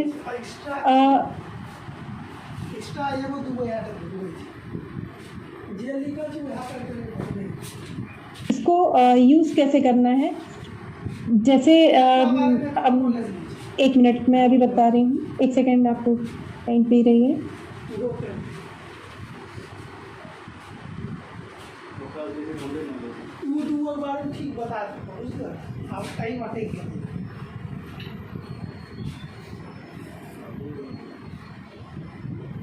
देखिए किसान गोल्ड ग्रोथ मेजर एक काम करता है कि जो आपकी क्रॉप जो डैमेज हो गई है किसी भी तरह के मौसम के इफ़ेक्ट से, पानी की कमी से, या न्यूट्रिएंट्स की कमी से, या प्रॉपर एक फूडिंग की कमी से, या प्रॉपर उनको जो एक पोषक तत्व मिलने चाहिए थे वो नहीं मिल पाए, और वो कीड़े वगैरह ने की वजह से या किसी और बीमारी की वजह से अगर वो प्लांट जो है कहीं ना कहीं से आपका डैमेज है, तो ये इसको यूज़ करवाने के वो बाद में प्लांट अपनी ग्रोथ को रेगुलेट कर लेगा।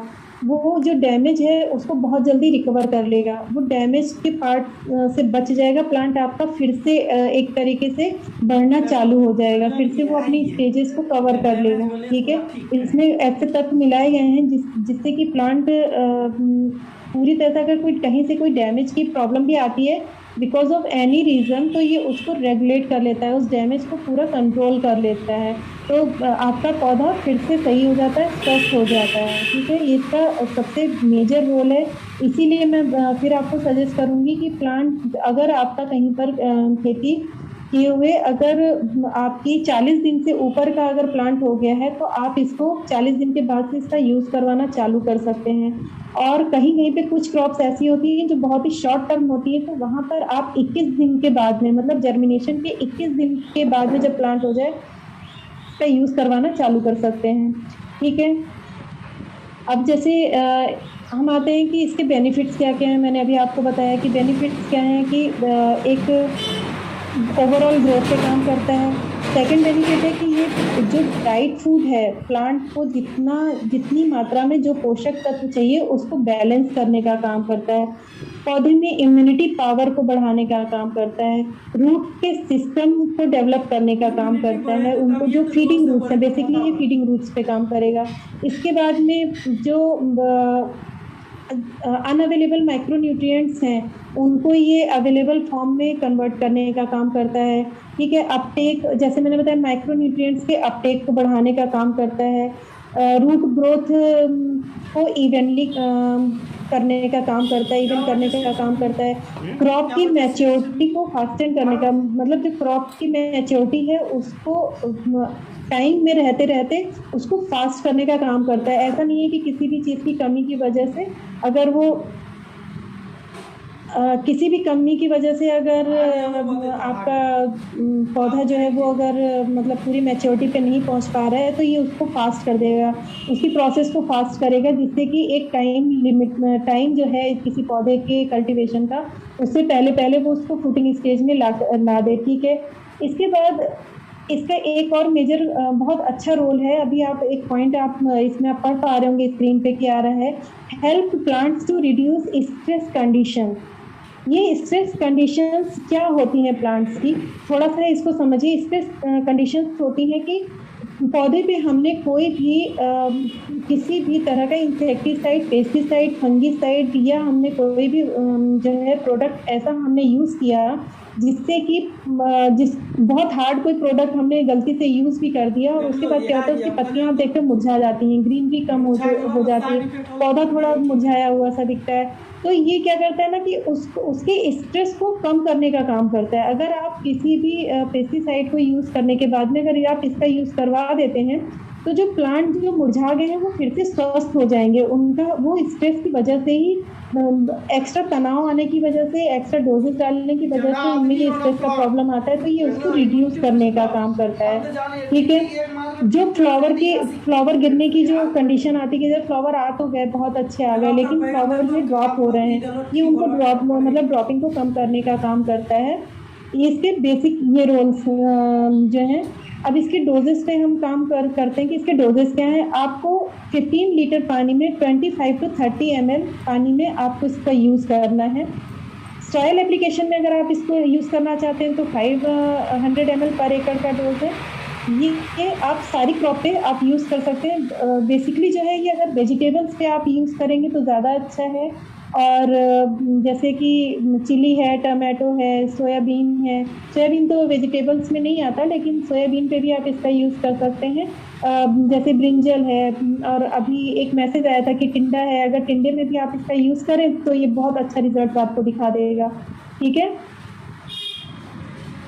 इसके बाद ये अपने पास में 250 ml की पैकिंग में अवेलेबल है। ये प्रोडक्ट, इसकी पैकिंग अपने पास 250 ml की अवेलेबल है। इसके बाद हम आते हैं अमीनोविट प्लस पे। एक अपना नेक्स्ट प्रोडक्ट है किसान अमीनोविट प्लस। अमीनोविट प्लस एक यूनिक कॉम्बिनेशन है, मतलब कि जो फ्रूट बेसिकली अब ये कहाँ पे काम करता है। अमीनो जो अभी गोल्ड ग्रोथ आपका काम कर रहा था, फ्लावरिंग स्टेज से जो फ्रूटिंग स्टेज है उसको रेगुलेट करने का काम कर रहा था, फ्लावरिंग को अच्छा करने का काम कर रहा था, फ्लावरिंग को गिरने की समस्या से बचा रहा था। लेकिन अब अमीनोविट का रोल कहाँ पे शुरू होता है। प्लांट की ग्रोथ हो गई, फ्लावरिंग अच्छी आ गई, फ्रूट्स अच्छे आ गए, लेकिन सबसे बड़ी समस्या है कि फ्रूट का साइज नहीं अच्छा आ रहा है, फ्रूट का कलर अच्छा नहीं आ रहा है, फ्रूट का पल्प अच्छा नहीं आ रहा है। फ्रूट या वेजिटेबल्स बोथ आर इंक्लूडेड, कि जो उनका शेप नहीं सही आ रहा है या जो उनमें जो स्वाद आना चाहिए वो स्वाद की कमी रह जा रही है। तो अमीनो बेसिकली अमीनो एसिड से बना हुआ प्रोडक्ट है जो सबसे ज़्यादा जो काम करता है वो फ्रूट के वेट पे, वेजिटेबल के वेट पे, उनके साइज पे, उनके पल्प की क्वालिटी को सुधारने का काम करता है। यानी जो पल्प मतलब जो अंदर जहाँ हम छीलने के बाद में जो भी कुछ हमारे हाथ में रहता है वो उसको फ्रूट एंड वेजिटेबल का पल्प बोला जाता है, उसको ये रेगुलेट करने का काम करता है। उसमें जिन एंजाइम्स की ज़रूरत होती है, जो क्योंकि डायरेक्ट हम फ्रूट या वेजिटेबल्स का यूज़ हम डायरेक्टली करते हैं, तो हमें भी जो न्यूट्रिएंट्स जो मिल रहे हैं, जो हमारी बॉडी को जो न्यूट्रिशन की ज़रूरत है वो फलों और सब्जियों के माध्यम से मिलती है। तो फलों और सब्जियों में ही अगर वो चीज़ें नहीं होंगी, वो एंजाइम्स नहीं होंगे, वो पोषक तत्व नहीं होंगे, तो हमें भी उसको खाने का कोई फ़ायदा नहीं है। तो ये बेसिकली उसके पोषक तत्वों पे भी बहुत ज़्यादा काम करता है। तो इसका यूज़ जो आप करिए फ्लावरिंग स्टेज के बाद से आप इसका यूज़ करना चालू करिए अमीनोविट का, और जिससे कि फ्रूट पे ओवरऑल जो उसकी क्वालिटी है उस पर ये काम कर सके। ठीक है, इसके बाद आप देख रहे हैं एक चार्ट है कि मतलब ये क्या नाम, व्हाट इज फ्लावरिंग स्टिमुलेंट, मतलब ये क्या होता है। फ्लावरिंग स्टिमुलेंट मैंने बता दिया कि जैसे फ्लावर को इंक्रीज करने का काम करता है, फ्लावर की क्वालिटी को अच्छा करने का काम करता है। फ्लावर के टाइम से अगर आप इसको यूज़ करना चालू करते हैं तो फ्रूटिंग की जो है क्वालिटी उस पर बहुत अच्छा काम करेगा, उसमें ज़्यादा से ज़्यादा पोषक तत्वों को पहुँचाएगा, उनके साइज़ को, शेप को, कलर को, उनके स्वाद को बरकरार रखेगा, ताकि हम डायरेक्ट या इनडायरेक्ट अगर हम फलों या सब्जियों को जब हम खा रहे हैं तो वो उसमें मौजूद सारे न्यूट्रिशंस जो है वो हमारी बॉडी को भी इजीली मिल सकें। ठीक है, अब ये कैसे मतलब काम करता है। पत्तियों के बीच में जो फ्लावरिंग की फूटने की जो जगह होती है, फ्लावर आने की जो जगह होती है, ये बेसिकली उन पोपलों पे जाकर के काम करता है। तो जिससे कि वो कोपल जब है वहाँ से जब फ्लावर का जर्मिनेशन अच्छा होगा, फ्लावर की क्वालिटी अच्छी आएगी, तो ये ऑटोमेटिकली कि फ्रूट बनने की प्रक्रिया अच्छी होगी। फ्लावर जितना स्वस्थ होगा, फ्रूट उतना ज़्यादा स्वस्थ होगा। ये फ्लावर मतलब सब्जियों और फलों की बात हो रही है। ये उसकी जो है प्रोसेस को बहुत ही अच्छा मतलब मेंटेन करता है, पूरा ग्रोथ ओवरऑल बहुत अच्छी करता है हार्मोन्स की। हाँ, अभी मैं आपको बताऊंगी कि इन प्रोडक्ट्स का इस्तेमाल कितने-कितने दिन में करना चाहिए। बहुत अच्छा क्वेश्चन है कि इंटरवल टाइम क्या होता है, क्योंकि इंटरवल टाइम किसी भी प्रोडक्ट को यूज़ करने का बहुत ही ज़्यादा मायने रखता है कि प्रोडक्ट का पूरी तरह से इफ़ेक्टिव बनाने के लिए, ठीक है? इसके बाद इसके बेनिफिट्स मैंने आपको बताई थी कि क्या-क्या हैं, जैसे क्या increase number of bird, shoot, branch और अल्टीमेटली फ्लावर्स में करेगा। इसके बाद बेटर एब्जॉर्प्शन जो है सॉइल न्यूट्रिएंट्स बाय प्लांट, वो बहुत अच्छा मतलब एब्जॉर्प्शन जो है पौधे में लेने का मतलब एब्जॉर्ब करने का, उसको बहुत अच्छा कर देता है, ठीक है। ये जो है पूरा जो ओवरऑल प्लांट का जितना पूरा सिस्टम होता है उसको इंक्रीज करने का काम करता है। पूरे सिस्टम, जैसे हमारी बॉडी का भी एक सिस्टम है ना, तो हम लोग भी इंक्रीज करने के लिए बहुत सारे अपने हेल्थ सप्लीमेंट्स खाते हैं, उसी तरह से प्लांट को भी ये हेल्थ सप्लीमेंट का काम करता है, ठीक है, अमीनोविट बेसिकली। और इसके बाद में आप लोग सारे क्वेश्चंस आप नोट डाउन करके रखिए। मैं अभी आप लोगों को आधे घंटे का टाइम दिया जाएगा, उसमें आप लोगों को सारे ये क्वेश्चंस आप लोग सारे सॉल्व कर दिए जाएंगे। आप 1 बाय 1 पूछ सकते हैं। इसके बाद ये भी फोटोसिंथेसिस की जो प्रॉब्लम जो एक प्रक्रिया होती है पौधों में, उसको भी ये सही करता है, अच्छे से पूरा पहुंचाता है। फिर फ्लावरिंग और ईल्ड को बढ़ाएगा, जैसे मैंने पहले भी और सब बता दी कि फ्रूट का साइज, वेट और पल्प इन सबको सुधारने का काम करता है, फ्रूट की शाइनिंग को बढ़ाने का काम करता है, ठीक है। और स्ट्रेस मैनेजमेंट पे काम करता है, ठीक है।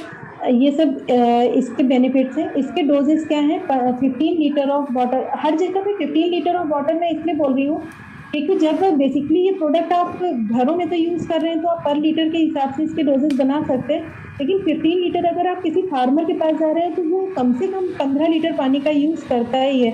तो अच्छा होगा कि 7 to 10 ml पर 15 लीटर ऑफ वाटर में आप इसका यूज़ करवाइए, ठीक है। और इसको आप किस पे यूज़ कर सकते हैं कि जैसे बॉटल गार्ड है, आपका बिटर गार्ड है, स्पंज गार्ड है, इस तरीके से जो भी आपके सामने फसलें हैं, मतलब आप कह सकते हैं लौकी वर्गीय या कद्दू वर्गीय जो फसलें होती हैं, कद्दू वर्गीय फसलों में आप इसको यूज़ कर सकते हैं, ठीक है।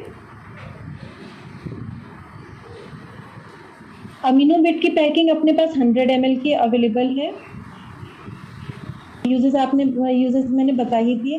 अब हमारे पास में एक नेक्स्ट प्रोडक्ट आता है किसान बायो प्रोडक्ट, ये बायो प्रोटेक्ट, किसान बायो प्रोटेक्ट क्या है? देखिए, अभी तक हम जितना भी काम कर रहे थे, जितने प्रोडक्ट्स के बारे में हमने जाना, वो सारे पौधों के ग्रोथ से रिलेटेड काम कर रहे थे। मतलब उसमें हमने किसी भी बीमारी को कवर नहीं किया था। पौधों में आने वाली जो मेजर बीमारियां होती हैं उनको कवर हमने नहीं किया था, सिर्फ हमने ग्रोथ पे काम किया था, चाहे वो फ्लावरिंग स्टेज की ग्रोथ हो, फ्रूटिंग स्टेज की ग्रोथ हो, या आपके पौधे की जड़ों का विकास हो, उनसे रिलेटेड प्रोडक्ट पे अभी हम बात कर रहे थे। अब हम आते हैं कि पौधे में लगने वाली बीमारी और उनके बचाव हम कैसे कर सकते हैं, उसके लिए क्या प्रोडक्ट हमको चाहिए। तो उसके लिए अपने पास जो प्रोडक्ट अवेलेबल है वो किसान बायो प्रोटेक्ट के नाम से है। अब किसान बायो प्रोटेक्ट बेसिकली क्या चीज़ है? ये एक फंगीसाइड है। फंगीसाइड जैसे कि कई तरह की फंगस आती है पौधों में, जैसे जैसे पौधा बड़ा होता है उसके साथ में बीमारियां, कुछ ऐसी बीमारियां हैं जो आती हैं समय के साथ साथ, जिनमें अर्ली ब्लाइट है, लेट ब्लाइट है, पाउडरी मिल्ड्यू है, डाउनी मिल्ड्यू है, और जैसे कभी कभी जड़ों में फंगस आ जाती है, रूट रॉट की प्रॉब्लम हो जाती है, कुछ जैसे नेक ब्लास्ट की प्रॉब्लम आ जाती है। तो इस टाइप की जितनी भी फंगस से रिलेटेड जितनी भी प्रॉब्लम्स होती हैं, उन सबको ये कंट्रोल करने के लिए अपने पास बहुत ही अच्छा प्रोडक्ट है बायो प्रोटेक्ट, ठीक है। ये कुछ नेचुरल कुछ तत्व होते हैं जिनको लेकर के बनाया गया है, कुछ प्लांट एक्सट्रैक्ट्स हैं जिन बॉटनिकल प्लांट्स ऐसे होते हैं जिनका यूज करके हम उन प्लांट्स के बारे में वेल अवेयर होते हैं और उन सबके एक्सट्रैक्ट करके और उसके बाद इस प्रोडक्ट को बनाया गया है। ये मैंने बोला आपको कि जैसे ये हर तरह के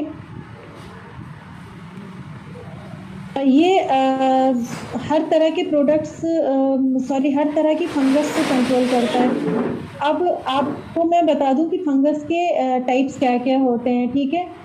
सिम्टम्स पे अगर हम आते हैं तो सिम्टम्स क्या क्या आप कैसे जानेंगे। देखिए, एक फंगस होती है कि बहुत छोटे छोटे वाइट कलर के पाउडरी पैचेस आप प्लांट पे आपको देखने को मिलते हैं, ठीक है। ग्राउंड के सरफेसेस पे देखने को आपको मिल जाते हैं, ठीक है। कुछ एक येलो कलर के कुछ पैचेस आपको देखने को मिलते हैं, ब्लैक कलर के कुछ एक छोटे छोटे जैसे प्लांट पे आप देखेंगे तो ब्लैक कलर के छोटे छोटे छोटे छोटे से निशान आपको देखने को मिल जाते हैं, ठीक है। या आप देखोगे कि अचानक से पौधा पूरी तरह से अच्छा है, सब कुछ है, लेकिन जहाँ से उसकी फ्रूटिंग चालू हुई वो वहीं से जहाँ से मतलब फ्लावरिंग की फ्रूटिंग की स्टेज आती तो वहाँ से ही पौधा सूखना और गलना चालू हो जाता है, और सूखने गलने के बाद में वो वहीं से फिर आगे विकास नहीं कर पाता, तो वो पौधे का ना साइज बढ़ता है ना शेप बढ़ता है, जबकि हम उसको सारे ग्रो प्रमोटर दे रहे हैं, सारा कुछ दे रहे हैं, लेकिन वो किस वजह से हुआ। तो ये सारी प्रॉब्लम के ये सिम्टम्स हैं जो आपको पहचानने कि अगर इस टाइप का कोई भी सिम्टम आपको दिखाई दे रहा है तो वो क्या है, वो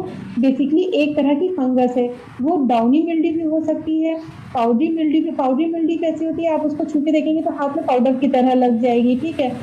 अर्ली ब्लाइट हो सकती है कि जो मतलब ब्लाइट एक समय के पहले आती है, एक ब्लाइट होती है लेट ब्लाइट जो कि पौधे के मैच्योर होने के बाद आती है, ठीक है। एक पौधे के मैच्योरिटी से पहले ही आ जाती है। तो अर्ली ब्लाइट और लेट ब्लाइट अलग अलग हो गए, ठीक है। इसके बाद जब फ्रूटिंग स्टेज का मैंने आपको एक सिम्टम बता ही दिया कि अगर उसको नेक ब्लास्ट बोलते हैं बेसिकली। अगर कहीं जैसे पैडी की फसल है या पैडी में ज़्यादातर ये प्रॉब्लम आती है कि पैडी मतलब धान की फसल में ज़्यादातर प्रॉब्लम आती है कि जहाँ से धान की बालियाँ चालू हो रही होती है वहीं पर एक सूखा सा रोग दिखना चालू हो जाता है और वो बाली वहीं से ही नीचे की तरफ लटक जाती है और ख़राब हो जाती है, फिर वो किसी काम की नहीं रहती। तो वो भी फंगस की वजह से आता है। तो ये हर तरह की फंगस पे पूरी तरह से काम करेगा। ये प्रोडक्ट अपना जो है ये प्रिवेंटिव भी काम करेगा, क्यूरेटिव भी काम करेगा। अब प्रिवेंटिव क्या है? प्रिवेंटिव जैसे कि अगर आप इसको एक स्टेजेस है मैं बताऊंगी, अगर उन स्टेजेस में अगर आप इसका यूज़ करवाना चालू कर देते हैं तो ये बीमारियों को आने ही नहीं देगा, ठीक है। ये मतलब फंगस की प्रॉब्लम आएगी ही नहीं। लेकिन अगर थोड़ी सी प्रॉब्लम आ भी जाती तो ये इसको क्योर भी कर देगा, पूरी तरह से सही भी कर देगा। ऐसा नहीं है कि मतलब उनकी प्लांट की वो चीज़ वहीं पे रुक गई, नहीं, वो जो प्लांट पे बीमारी आ चुकी है वो वहीं पे रोकेगा नहीं, बल्कि उसको सही भी पूरी तरह से कर देगा, ठीक है। तो ये एक बहुत अच्छा प्रोडक्ट है अपने पास में। और जो मेजर प्रॉब्लम आती है वो फंगस की आती है, जिसकी वजह हमको सिम्टम्स नहीं पता होते, हमें ये नहीं पता होता कि ये प्रोडक्ट में ये प्रॉब्लम है, इतना सब कुछ यूज़ करने के बाद भी हमारा प्रोडक्शन क्यों कम हो गया है या हमें वो चीज़ें क्यों नहीं पूरी मिल पाई, जबकि हमने अपनी पूरी ताकत लगा दी, पूरी मेहनत लगा दी, पूरी तरह से हमने उसको सारी दवाइयाँ भी दे दी। लेकिन फंगस को पहचानना बहुत ज़रूरी है और फंगस का उपचार करना बहुत ज़रूरी है, क्योंकि बहुत सबसे ज़्यादा जो प्रॉब्लम पौधों में किसी चीज़ की आती है वो बीमारी फंगस की होती है। फंगस कितने तरह की होती है वो मैंने आपको भी बता ही दिया है। अब इस सबसे ज़्यादा फंगस की प्रॉब्लम आती किन फसलों पे है? देखिए, फंगस की प्रॉब्लम सबसे ज़्यादा आती है वेजिटेबल्स पे, फ्रूट्स पे, फ्लावर्स पे, नर्सरी प्लांट्स पे, ठीक है। अपने जितने भी तरह के फ्रूट्स हों, चाहे मतलब वाटरमेलन हो, पपाया हो, गुआवा हो, ठीक है, या जैसे मैंगो हो। मैंगो में भी अभी बहुत ज़्यादा आप लोग देख रहे होंगे कि मैंगो का इस समय सीज़न आ गया है कि बहुत सारे फ्लावरिंग स्टेज चल रहा है मैंगो का। तो उस पर अगर आप इसका फॉलियर स्प्रे में यूज़ करवाना चालू करो तो काफ़ी हद तक हमें अच्छे रिजल्ट्स मिलेंगे। और प्लस अमीनोविट का आप यूज़ करना चालू करो तो काफ़ी अच्छे रिजल्ट्स इसके हमको मिलेंगे। और उसके बाद में जैसे कि वेजिटेबल्स जितनी भी होती है सारी वेजिटेबल्स पे भी फंगस की बहुत प्रॉब्लम आती है। और अगर हम ग्रेन्स की बात करें तो उसमें पैडी पे बहुत ज़्यादा प्रॉब्लम आती है नए क्लास की, जिसपे कि इसका यूज़ किया जा सकता है। ये 100% ऑर्गेनिक प्रोडक्ट है। इसके डोजेस क्या क्या हैं? 20 to 25 ग्राम पर 15 लीटर ऑफ वाटर, ठीक है, 1.5 टू 1.7 ग्राम पर लीटर ऑफ वाटर, और पर एकड़ पे अगर हम जाते हैं तो मैक्सिमम 300 ग्राम पर एकड़ का डोज आप दे सकते हैं। अगर ये 300 से 400 ग्राम भी कोई अगर यूज़ कर ले तो भी कोई साइड इफेक्ट इसका नहीं आएगा। ठीक है, तो ये थे अपने सारे प्रोडक्ट। अब हम अपने पास में इसकी जो पैकिंग अवेलेबल है 500 ग्राम की पैकिंग में अवेलेबल है। इसके बाद हम आते हैं एंटी फ्लो। एक दूसरा आप अभी स्क्रीन पे देख रहे हैं किसान का एक और प्रोडक्ट है anti flow. Anti flow basically क्या काम करता है, फ्लावरिंग को इंक्रीज करने का काम करता है। जो फ्लावर ड्रॉपिंग की जो प्रॉब्लम होती है उसको क्योर करने का काम करता है। ठीक है, और बेसिकली जितने भी आपके फ्लावरिंग वाले जितने भी प्लांट्स रहते हैं, जितने भी आपकी फसलें फ्लावरिंग स्टेज वाली रहती हैं, ये उनको इंक्रीज करने का काम करता है। ठीक है, अभी जैसे मैंने बताया आपको कि अगर आप मैंगो की अभी चल रही है, आप मैंगो पे आप जाएं, फ्लावरिंग स्टेज चल रही है, तो अभी क्या है, जब जैसे बहुत तेज़ आंधी पानी चलेगा, हवा बहुत तेज़ चलेगी, तो उसके मैंगो के जो फ्लावर होते हैं वो बहुत वीक होते हैं, मतलब बहुत ही नाजुक से होते हैं। वीक तो नहीं कहूँगी, बहुत नाजुक होते हैं कि अगर थोड़ी सी भी तेज़ आंधी चली तो वो पूरे के पूरे गिरने चालू हो जाते हैं। लेकिन अगर आप इसको यूज़ करवाएं, ठीक है, अपने इस प्रोडक्ट को यूज़ करवाएं एंटी फ्लो को, तो ये एक फ्लावरिंग बायोस्टिमुलेंट का काम करता है, और ये जो फूल झड़ने की जो प्रोसेस है उसको कंट्रोल कर देगा, कम कर देगा, तो जिससे कि मजबूती दे देगा एक फूलों में। तो जब फूल मजबूत रहेंगे और डाली से टिके हुए रहेंगे तो उनमें फ्रूटिंग भी उतना ही अच्छा होगा। तो इसको आप फ्लावरिंग के लिए फ्लावरिंग स्टेज पे बहुत अच्छे से यूज़ कर सकते हैं। ठीक है, इसके बाद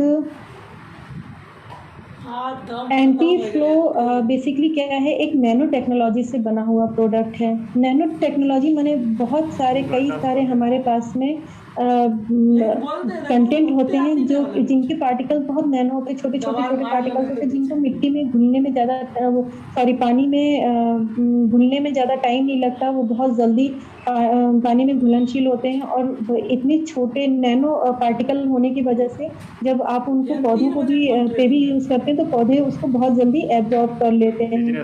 ठीक है, उसकी एब्जॉर्प्शन बहुत अच्छी रहती है, तो इसलिए ये एक nano vitamin, minerals, proteins, amino acids और इस तरह के और भी बहुत सारे ग्रोथ हार्मोन्स और एंजाइम्स को मिक्स करके बनाया हुआ, प्रोटीन्स को मिक्स करके बनाया हुआ प्रोडक्ट है, जो पूरी तरह से फ्लावरिंग पे बहुत ही अच्छा काम करेगा।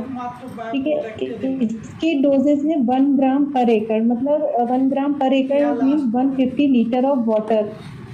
1 एकड़ का नॉर्मल डोज होता है 150 लीटर ऑफ वाटर हम यूज़ करते हैं, लेकिन कहीं कहीं पर अगर कोई पानी का यूज़ कम कर रहा है तो वहाँ पे इसके प्रोडक्ट की जो डोजेज है वो अपने हिसाब से घटाई बढ़ाई जा सकती हैं, क्योंकि अगर कोई 200 लीटर पानी 1 एकड़ में यूज़ कर रहा है तो वहाँ पे इसके डोजेज बढ़ जाएंगे, और अगर कोई 150 लीटर से कम पानी यूज़ कर रहा है तो 1 ग्राम तक भी आप दे सकते हैं, उसमें भी कोई प्रॉब्लम नहीं आएगी। ठीक है, फिर किसान इसके बाद आते हैं एक अपना प्रोडक्ट है एक किसान ट्रू मैच्योर। बेसिकली ये भी एक नैनो टेक्नोलॉजी से बना हुआ प्रोडक्ट है। Protein, amino acids, vitamin, minerals और बहुत सारे प्लांट स्टिमुलेंट हैं जिनको कि यूज़ करके बनाया गया है। ये लीफ की शाइन पे, फ्रूट्स की शाइन पे और फ्रूट के साइज पे, ठीक है, उनके कलर्स पे, लीफ की जो कलर्स होती हैं, जो वेजिटेटिव ग्रोथ होती हैं, उनको मेंटेन करने के लिए बहुत ही अच्छा प्रोडक्ट है। ये प्रोडक्ट आप ट्रू मैच्योर जो है इसको बेसिकली पूरे प्लांट ग्रोथ को प्रमोट करने के लिए प्लांट की ग्रोथ को प्रमोट करने के लिए यूज़ किया जाता है, और लीफ की शाइन को, कलर को मेंटेन करने के लिए किया जाता है। जो रूट के डेवलपमेंट पे भी आप इसको यूज़ कर सकते हैं, और जो सेल डिवीज़न होता है रूट्स का हो या जैसे पत्तियों का जो सेल डिवीजन जो मैंने बताया ना, जो छोटी छोटी कोशिकाएं महीन महीन सी होती हैं, उनको ग्रोथ देने के लिए, उनको इंक्रीज करने के लिए किया जा सकता है। पूरी तरह से प्लांट को एक गुड हेल्थ देने के लिए, प्लांट को एक बहुत अच्छी स्ट्रेंथ देने के लिए आप इसका यूज़ करवा सकते हैं। इसका भी डोज जो है वो 1 ग्राम पर एकड़ में 150 लीटर ऑफ वाटर। स्क्रीन पे आपको 150 KR दिख रहा है, वो KR नहीं है, वो लीटर है, ठीक है। वो 150 लीटर ऑफ वाटर 1 ग्राम पर एकड़ का डोज इसका रहता है। इसके भी डोजेज पानी के अकॉर्डिंग, अगर कहीं पे एकड़ में ज़्यादा पानी लग रहा है तो आप उससे डोज बढ़ा दीजिए, पानी कम लग रहा है तो डोजेस इतनी रखिए। लेकिन अगर 50 टू 150 लीटर तक अगर पानी आपका जा रहा है, सॉरी 80 टू 150 लीटर तक अगर वाटर जा रहा है तो 1 ग्राम ही यूज़ करवाइए। लेकिन अगर 80 लीटर से कम पानी है तो डोजेस प्लीज़ कम कर दीजिए। इसके बाद एक अपना नया प्रोडक्ट है plant guard. Basically plant guard ये प्रोडक्ट स्पेशल डिज़ाइन किया गया है किसी भी तरह के वायरस को रोकने के लिए, कंट्रोल करने के लिए। वायरस सिर्फ ह्यूमन बॉडी को ही नहीं लगता, अपने पौधों में भी वायरस आता है। वायरस की पहचान क्या होती है वो मैं आपको बताऊंगी अभी। तो प्लांट गार्ड जो है एक एंटीवायरल और बैक्टीरिया किलर प्रोडक्ट है। ये हर तरह की क्रॉप में आप यूज़ कर सकते हैं। जितनी भी बैक्टीरियल डिजीजेज होती हैं, बैक्टीरियल डिजीजेज अभी मैंने आपको उनकी पहचान थोड़ी सी आपको बताई थी जब अभी किसान बायो प्रोटेक्ट के बारे में जब मैं आपको बता रही थी, तो मैंने बैक्टीरियल डिजीजेस के बारे में बताया था आपको। जो पैचेस आ जाते हैं, जो जैसे जिस तरीके से ब्लैक वाइट पैचेस पत्तियों में आपको दिख रहे हैं, पौधे में दिख रहे हैं, तो वो बैक्टीरियल डिजीज की भी पहचान वही होती है। और वायरस की पहचान क्या होती है, बेसिकली आप देख रहे होंगे वायरस कितने तरह का होता है। अभी मैं नेक्स्ट स्लाइड पे आपको बताती हूँ।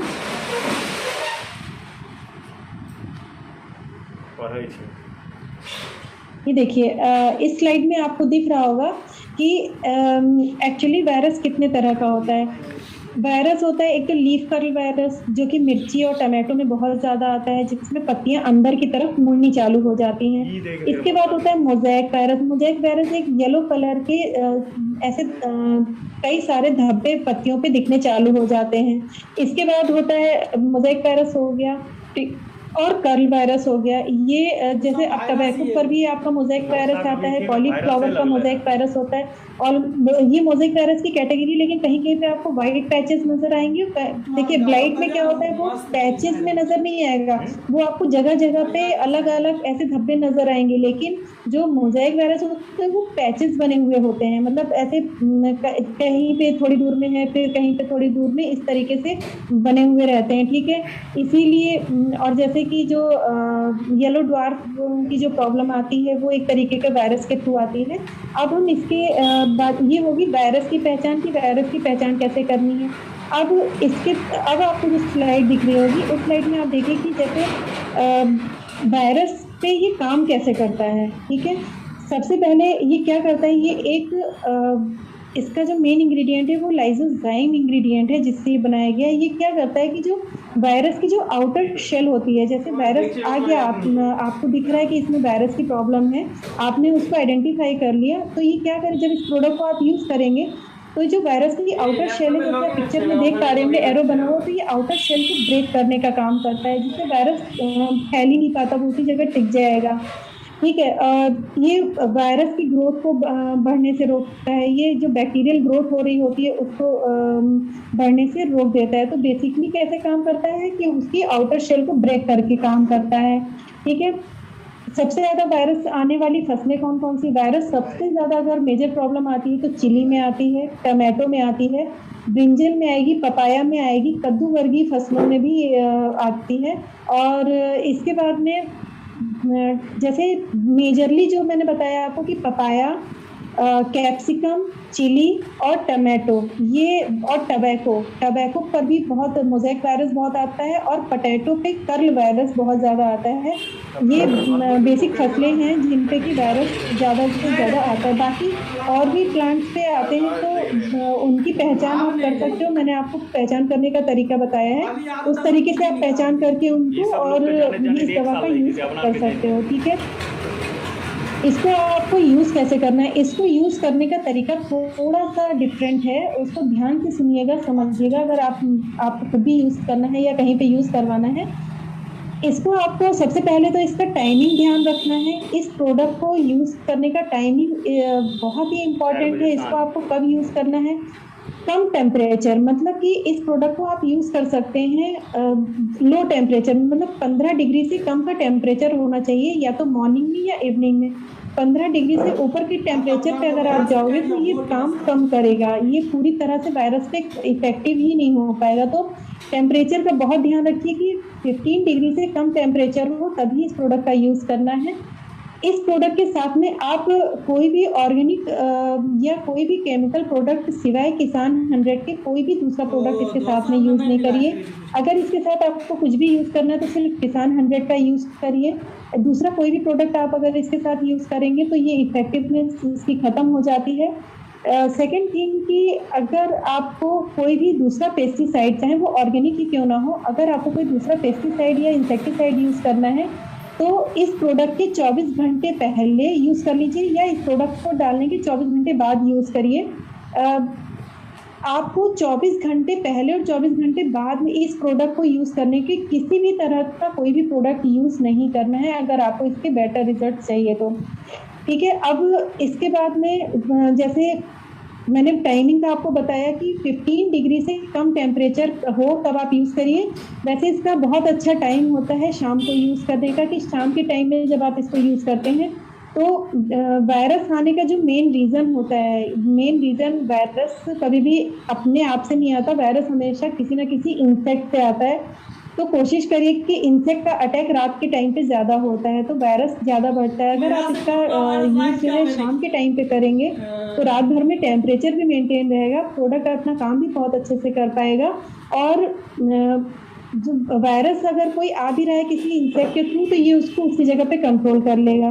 ठीक है, वायरस का मैंने बताया कि सब आने का तरीका एक ही होता है, वायरस कभी पौधे में अपने आप नहीं आता, वो किसी न किसी इंसेक्ट के थ्रू ही आता है। तो वो इंसेक्ट को आपको आइडेंटिफाई करना है। इस प्रोडक्ट को यूज़ करने से पहले आपने आइडेंटिफाई कर लिया कि नहीं आपके यहाँ कोई इंसेक्ट, कोई भी पेस्ट आपके यहाँ आ रहा है, कोई सकिंग पेस्ट आपके यहाँ आ रहा है, तो पहले बेटर होगा कि आप 24 घंटे पहले आप 24 घंटे पहले आप किसी अच्छे ऑर्गेनिक इंसेक्टिसाइड और पेस्टिसाइड का यूज़ करके, जो पर्टिकुलर उसी सकिंग पेस्ट के लिए बनाया गया हो, आप उसको यूज़ करिए। उसके 24 घंटे बाद इस प्रोडक्ट को यूज़ करिए, वायरस की प्रॉब्लम पूरी तरह से ख़त्म हो जाएगी।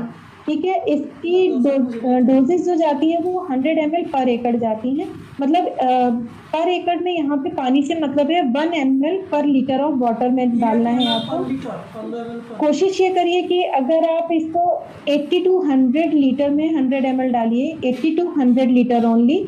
100 लीटर से ऊपर अगर जाता है तो ये प्रोडक्ट की क्वांटिटी आपको बढ़ानी पड़ेगी, डोजेज आपको बढ़ानी पड़ेंगी। लेकिन अगर 80 से 100 लीटर पानी अगर आप यूज़ कर रहे हैं तो आराम से आप 100 ml आप इसका यूज़ कर सकते हैं। तो यहाँ पर पानी की मात्रा, समय और आपको इंसेक्ट को पहचानना है, उसके बाद आपको इसको यूज़ करना है ताकि इस प्रोडक्ट के पूरे रिजल्ट आपको मिल सकें। ये जो अपना प्रोडक्ट है ये चिली पर आने वाला, मतलब मिर्च के पौधे में आने वाले किसी भी तरह के वायरस को, जो मिर्ची में सबसे ज़्यादा वायरस आता है कर्ल वायरस, और उसके बाद एक बैक्टीरियल इन्फेक्शन आता है, उसको कंट्रोल करेगा। और चिली में जो पत्तियां मुड़ जाती हैं, पूरी तरह से पत्तियां सिकुड़ जाती हैं, उनको कंट्रोल करेगा, नई पत्तियां लेकर के आएगा, और उसकी जो फ्रूटिंग है उसको भी पूरी तरह से अच्छा कर देगा। मतलब अगर वायरस आ भी गया है तो कोई डरने की बात नहीं है, इस प्रोडक्ट को आप यूज़ करिए। इसको यूज़ करने के बाद जो नई पत्तियां आएंगी वो बिल्कुल फ्रेश आएंगी, जो फ्लावरिंग होगी वो बिल्कुल फ्रेश फ्लावरिंग होगी, जो फ्रूटिंग होगी वो भी पूरी तरह से अच्छी होगी।